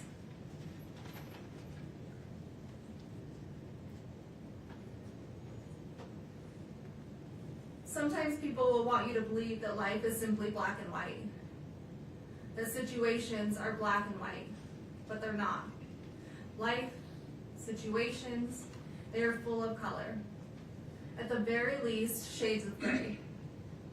Always question the color, even if you're only questioning the gray areas. Keep an open mind. Question situations and stay curious. You will have some people in your life tell you how their love for you is unconditional. But once your most private life has been revealed, you quickly find out just how conditional their love actually was. Choose the people you hold close to your heart wisely. And always be the friend that walks into somebody's life when everyone else chooses to walk out. Always remember, the only people you owe your loyalty to are those people who never made you question theirs. Every day you wake up, you get a second chance at life. To do whatever you want. Be whoever you want. To succeed in all your dreams. Take the day and run with it. It's a blessing. Don't take it for granted. Sometimes you will have hard days when all you want to do is count all the ways things are going wrong or have gone wrong in your life. In that moment, stop, take a minute, take a step back, take a breath, and switch your thinking to count all the ways that it has gone right. All the good that has come to you, boys. All the grace, the blessings, and the love. Remember that anyone can give up on something. That's the easy way out. True strength comes when everyone is expecting you to fall apart, but you hold it together, persevering through the hardest of times. Always persevere. Always prove them wrong. Because you boys don't give up, and you boys will never quit. There's always going to be someone out there ready to tear you down, misrepresent you, lie about you, tell half-truths, and judge you. They will judge you on decisions you do or don't make, what you did or didn't do, what you did or didn't say. They will take out of context and twist your words. They will judge you on your emotions or the way you grieve. You may show too much emotion, you may not show enough. They will tell you you're not grieving correctly, you're too angry, you're too sad, you're holding it together too well or not well enough, or maybe you're too ambitious. They will judge you on your demeanor, if you cry, if you don't cry, if you don't do anything at all. And all of this will get misinterpreted into something that it's not, formed by the opinions of who's ever creating it.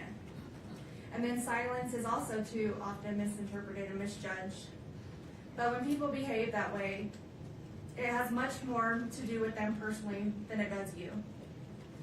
Everyone's entitled to their opinion. It doesn't make it true. Remember who you are and what you stand for, the truth, and ignore the noise. Ignore their noise.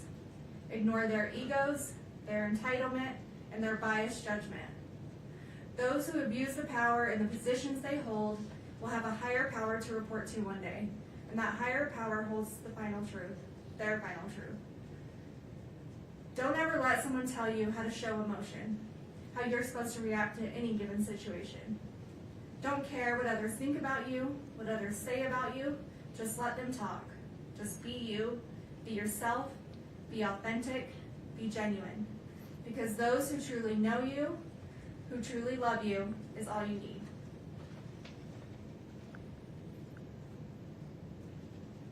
Forgive those who turn their back on you, but never forget. Don't hold hate in your heart toward others. It only brings you down more than it does them. Apologize when you're wrong, even if that apology is long overdue. You can't change what you can't change, and you can't change the past. But you can take accountability when you mess up. Admit when you make a mistake, even when it's embarrassing or humiliating, even when it can ruin relationships, careers, or your integrity. Be honest with yourself and those you need to. But never apologize for something you didn't do. Never admit to something you didn't do. And never beg for mercy for something you didn't do. Don't take the easy way out. Always stand up for what's right, even if you find yourself standing alone or with a small group of people that love you. Believe in yourself and be brave. Never give up on your fight, no matter how long it takes. Months, even years. Never give up on truth, justice, and the fight of corruption. When something is broken, fix it. When something doesn't make sense, question it. If money is paying for it, follow the money. Your brothers are your best friends.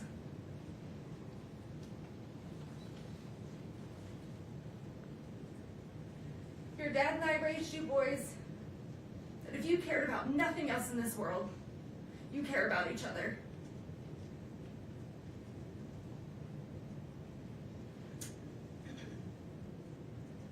Your brothers will always be there for you. They will always be your brothers. You love them. You protect them. You take care of each other. You support each other. You help each other. And you trust one another.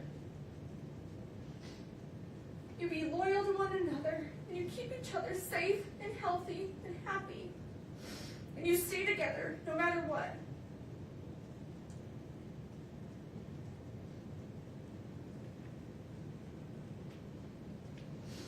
You have each other's backs. Be patient with one another.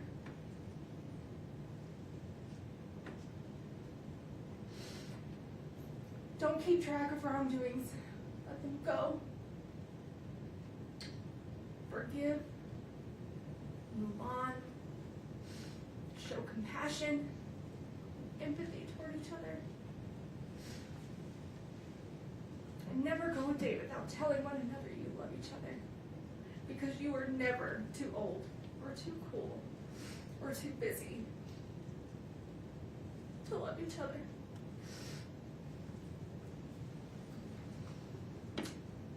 Don't ever settle for just good. Go for great. In school, in your career, in hunting, in fishing, your relationships and your goals exceed expectations. Be like your dad. Be generous. Be charitable. Stay humble. Give when you have too much. Give more than you take. Help when others are in need. Serve your community. Be like your dad. Never stop learning through education, through people, through travel, culture, through business and friends, from your success and achievements, from your mistakes and failures. Be like your dad.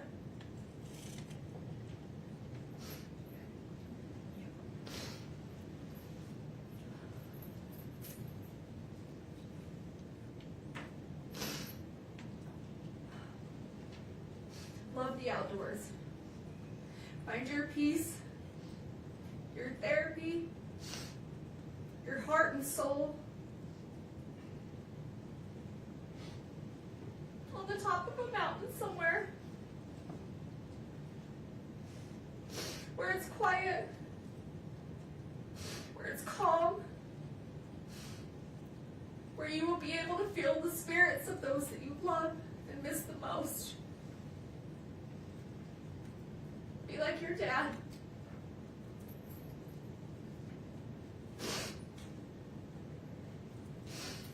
Laugh. Laugh often. Laugh loud. Laugh when you want to cry. Laugh when you're mad. Have that laugh that everyone recognizes and no one will ever forget. Even when you're gone. Be like your dad.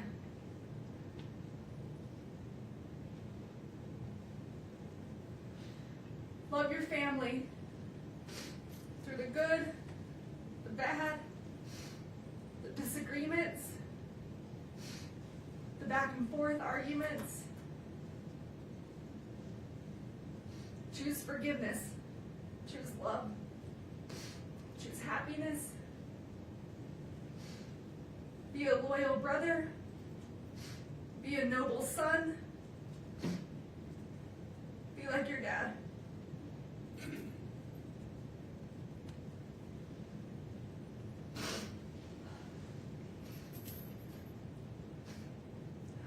Have the hobbies that bring you excitement and joy, that give you a break from life, but build your life full of people and family who you love and that love you.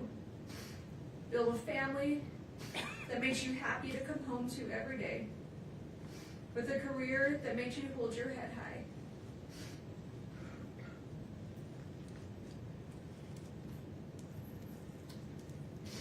Be the friend everyone wants to be friends with, the dad that everyone wishes they had. Be like your dad.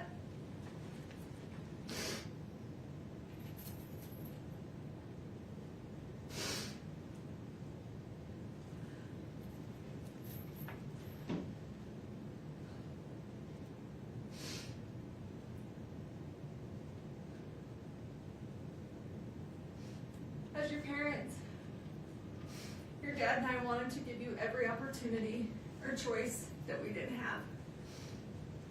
We would do anything for you boys, or break our backs falling over obstacles and finding our way to be sure you had the best of the best.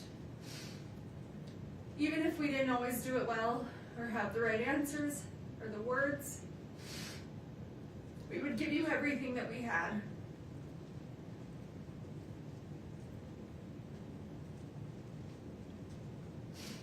But the one thing I can't give you boys are the answers that you want the most. Because I can't give you something that I don't have.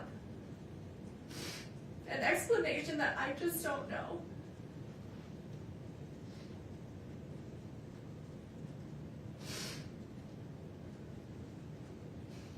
I've never lost a son. I've never lost one of my brothers, a nephew, or a best friend.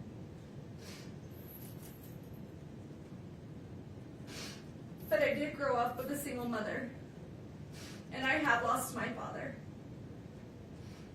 I do know what it's like to wonder, what if Dad could have watched me graduate college, walk me down the aisle, be there for the birth of one of you boys? If only Dad were here. I do know what that's like. The lifetime of pain that brings, the sadness and the anger. I would never wish that upon anyone. Especially you boys. My own sweet babies.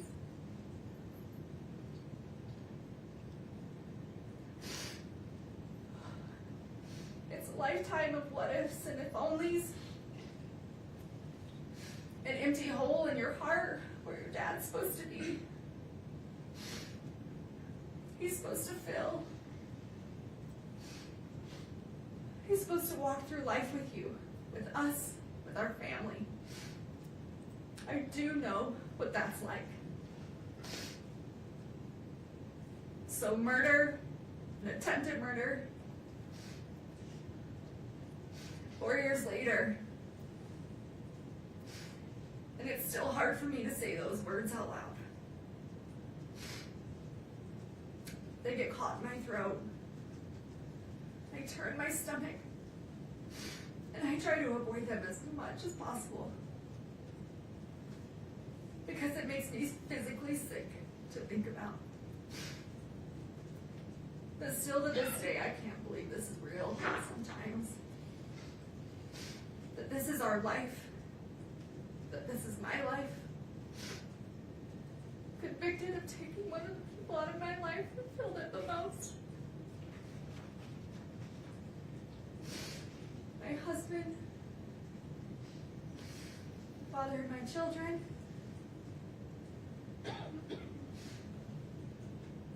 still in shock and still in disbelief.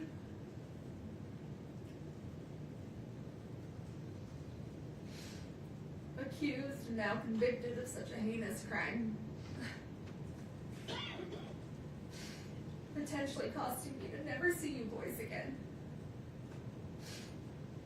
We just lost both of their parents. And there's no textbook answer on how or what we're supposed to do. How I'm supposed to react or move forward. And I'm so sorry you boys are being pulled through the middle of this absolute chaos. Between two families fighting that both love you so very much. Trust and assets, our home, none of it matters. You boys are what matter. Your safety, your health, mentally, emotionally, all of that should be being prioritized. I will and have always prioritized your safety. I am your mother, and that is my job. And for anyone to scare you otherwise is just cruel and heartless.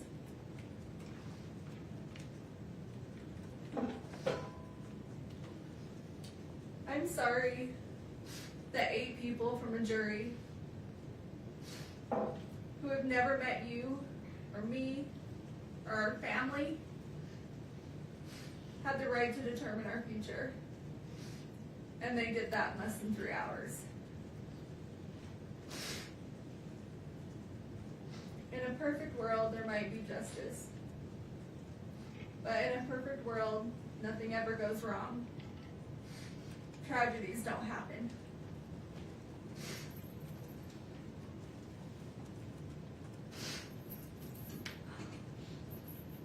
Some think a verdict or the sentencing will be the answer that they seek or that they need. but it won't. It will only give them something else to think about for a while. It may help to disperse some of their hurt or their resentment, but it won't relieve it. This grief will outlive us all. The hundreds of lives that this has affected. The lifelong trauma you boys have suffered this last 4 years will outlive us all. You haven't had to just endure losing one parent, but losing two. And no child should ever have to go through that. Especially when one was an unforeseen tragedy, and the other based on injustice and a system we're supposed to trust.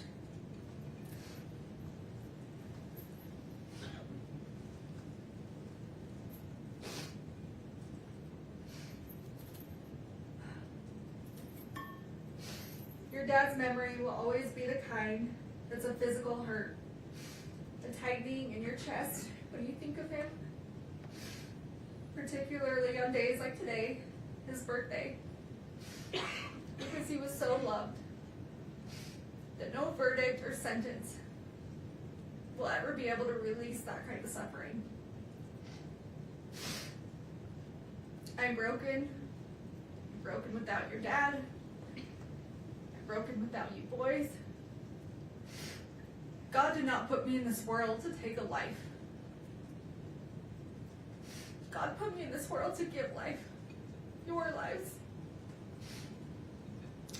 And I don't know who or what I'm supposed to be if it's not a mother. Your mother. And as much as you've been influenced into thinking that Dad was murdered, that I took your dad from you, that is completely wrong and an absolute lie.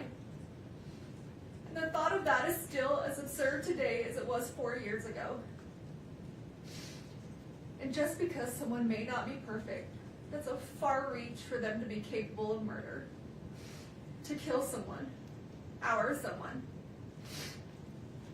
Your dad was in physical pain. A lot of physical pain. And just because some people didn't know or didn't want to see certain things doesn't mean they weren't happening or they weren't true. He would have never left us intentionally. And I would have never taken him from you, from us. He was the glue that held us all together, that made us, us.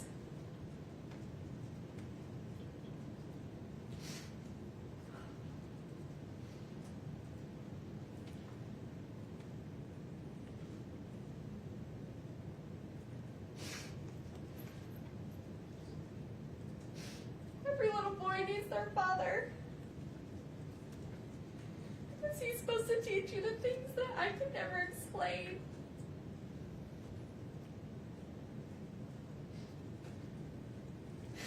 He's supposed to teach you and do things with you that only a dad can do.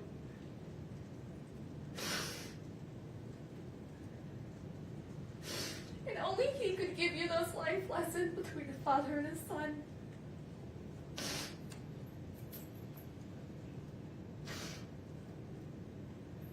I would have never taken that from you boys. I know how much you need him, how much you love him.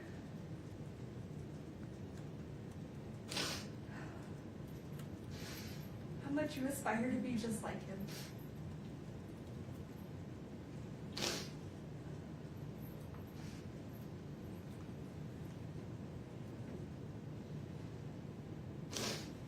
And I would have never taken that from you. And I'm so sorry that I can't bring him back. For you, for me, for our family.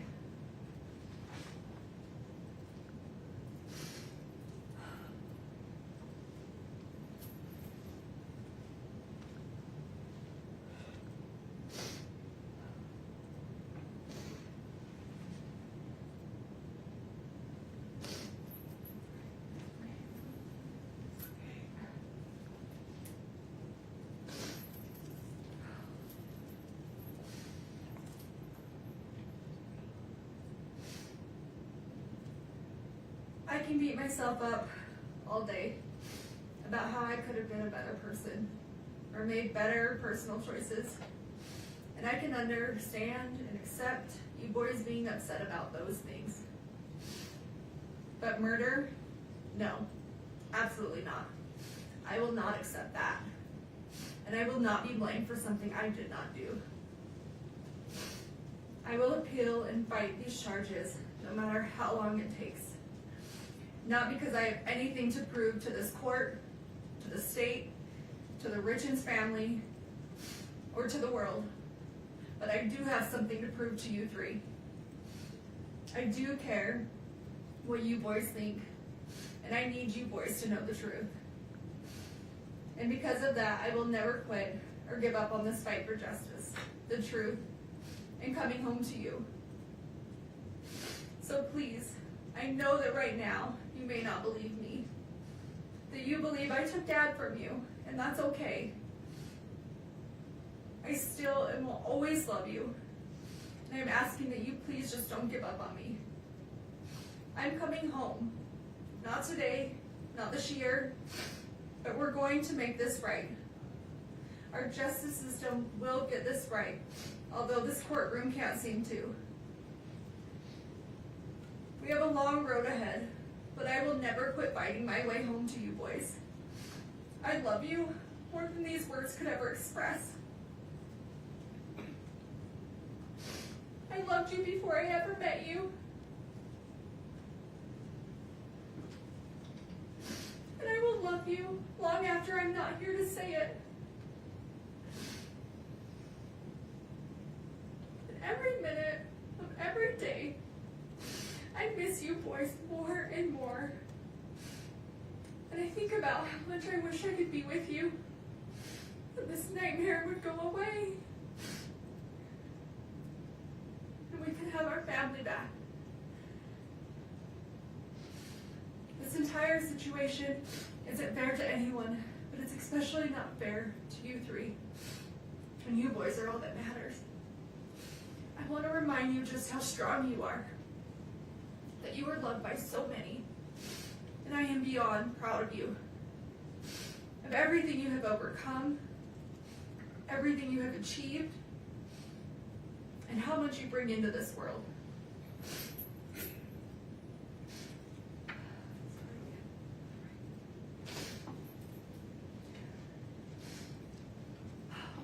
You boys have been through so much, and I wish I could take away all your sadness and all your pain. Tell you how much Dad and I love you, and that everything's going to be okay.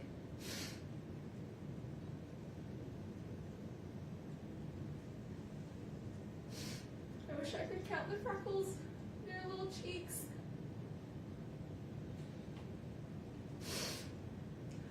Read you books before bed.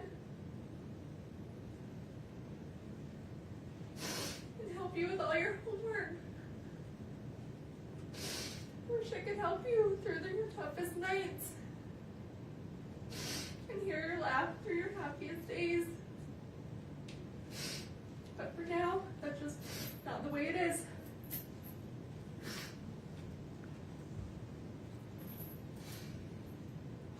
We have to be strong. We have to remember that our strength grows in these moments when we don't think we can go on.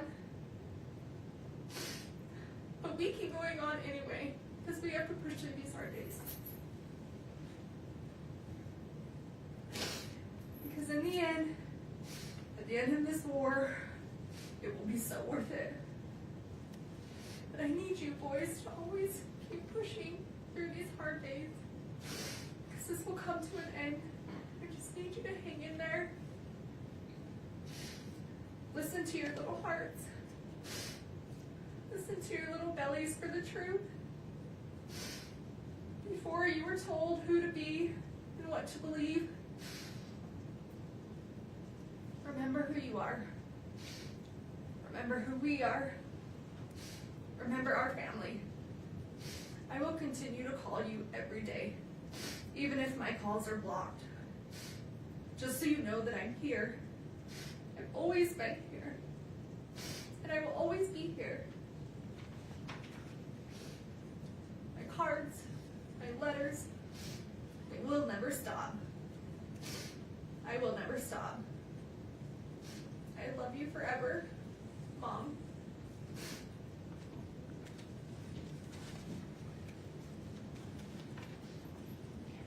That's all you.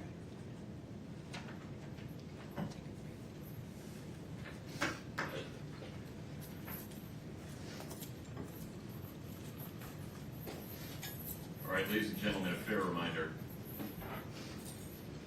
While inside the courtroom, everyone involved in this process must be treated with respect. We cannot have any outward reactions inside the courtroom. If any of you feel overcome with emotion, frustration, anger, whatever, of any kind, please remember just to look down. Keep your hands folded in your lap. The court has considered the following information.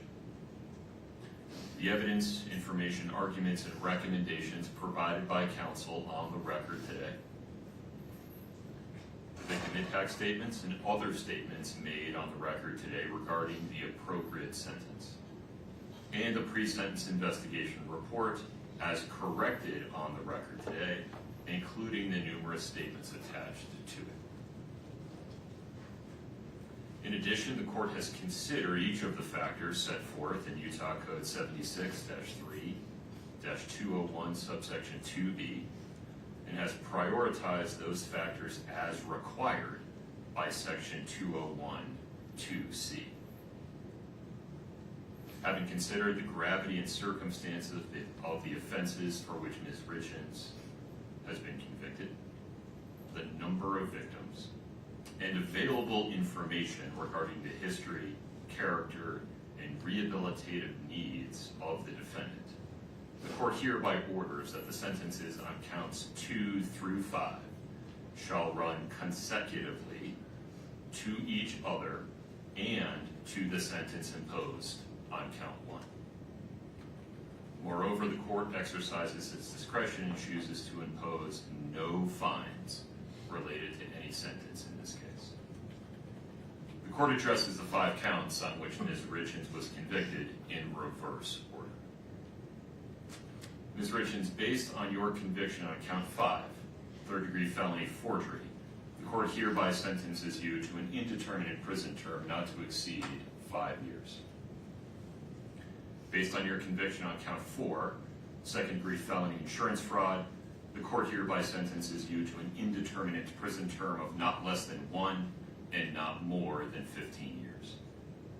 Based on your conviction on count 3, second-degree felony insurance fraud, the court hereby sentences you to an indeterminate prison term of not less than 1 and not more than 15 years. Based on your conviction on count 2, first-degree felony attempted aggravated murder, the court hereby sentences you to an indeterminate prison term of not less than 5 years, and that may be for life. Which brings us to the final issue, the appropriate sentence for count 1.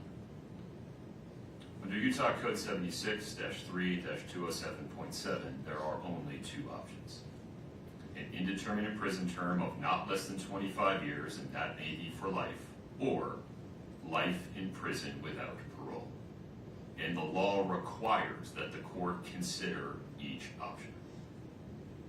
Under a sentence of 25 to life, and considering the effect of the 4 consecutive sentences, the time that Ms. Richins has spent in custody, and the current practices of the Board of Pardons and Parole, Ms. Richins would likely serve approximately 30 years in the Utah State Prison before receiving her first parole hearing.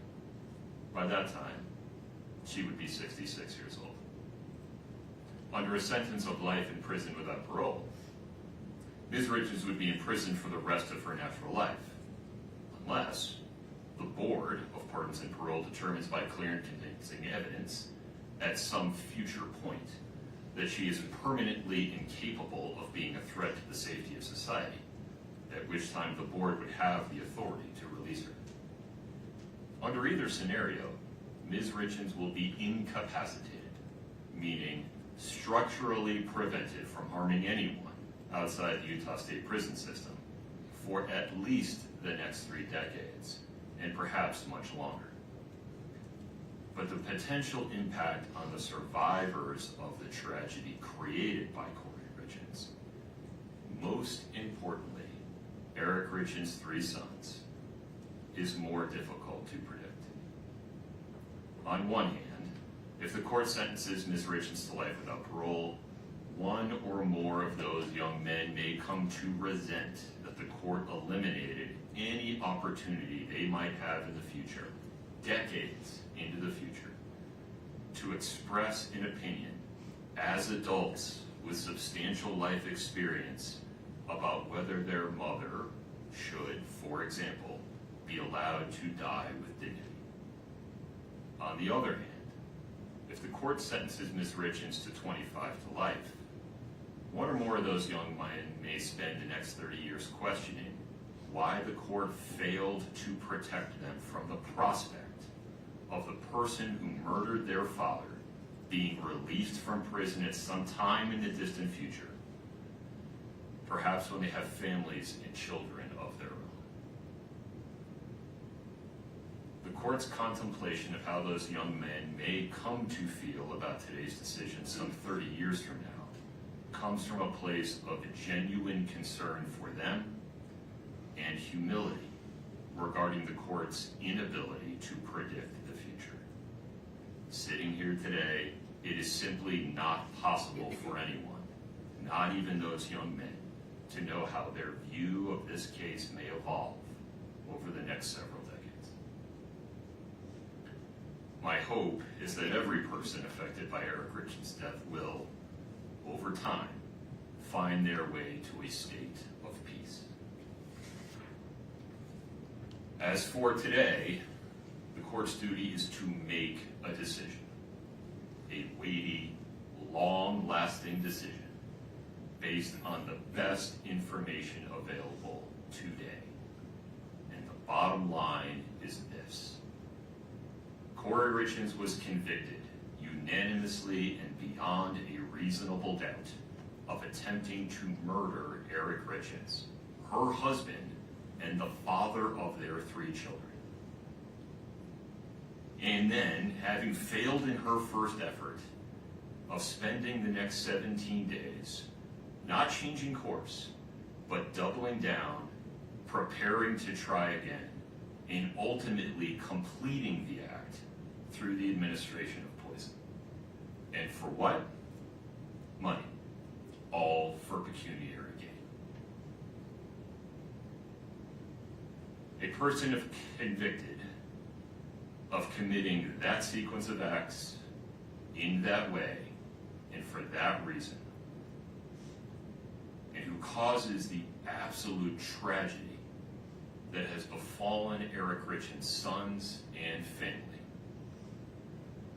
A person convicted of those things is simply too dangerous to ever be free.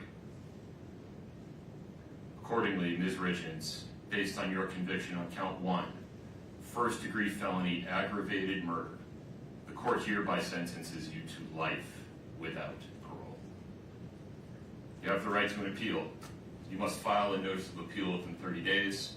You have the right to be represented by counsel on appeal. Mr. Bloodworth, anything further? No, Your Honor. Ms. Lewis, Ms. Nestor. Your Honor, we anticipate filing a motion for a new trial and would like a date set. We have a substantial record in this case. We will file a notice of appeal of the conviction and the sentence and ask that everything be stayed pending the motion for a new trial as we're entitled to do under Rule 4B. Excuse me, but we think we need sufficient time to file a motion for a new trial based on the substantial record that exists in this case, longer than the typical 14 days, because this is not only the trial itself, but the years of litigation and motion practice that preceded the trial. We were hoping that we could get an agreed deadline of 90 days to file a motion for new trial, mainly because for half of June I'm out of the country and for half of July Ms. Lewis is out of the country. Normally we would ask for 60, but there's going to be a month in there where both of us aren't available. So we're asking for 90 days. Great. Mr. Bloodworth. Your Honor, the state objects. The rule provides for 14 days. You can't imagine this is a decision that was made today. I think counsel's had the last 53 days to prepare the motion, 14 days pursuant to the rule. I appreciate that it's a lengthy record in this case, but the issues available for the trial are fairly narrow. The state recommends the 14-day time period as provided by the law. There is one other thing, Your Honor, on that as to why we need the extra time. So we have asked the county to retain an expert to assist to do a declaration for our, attached to our motion for new trial. And it's going to require us to go before a separate entity to decide whether that funding is approved, and that just takes time. So that's another issue we need.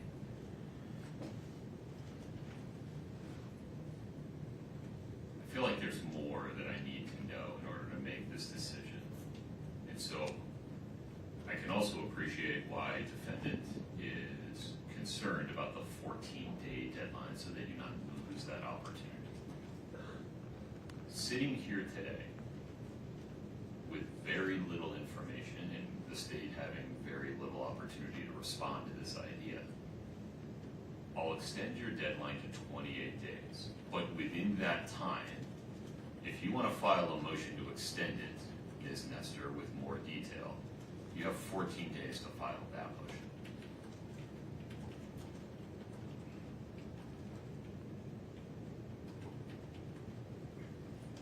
Your Honor, can I ask for clarification? So the court 14 days from now, they have an opportunity. They have a deadline to file a motion to extend the 28-day deadline. If they don't, it's 28 days. Gotcha. I acknowledge that that 28-day deadline may cause practical difficulties for the state's team, and if I need to extend the state's response deadline, I will certainly give that fair consideration. Understood. Ms. Nestor, Ms. Lewis, anything else today? No, sir. Ms. Richins, you are hereby committed to the Utah State Prison and remanded to the custody of the Department of Corrections. This court is in recess. Please follow the deputy's instructions.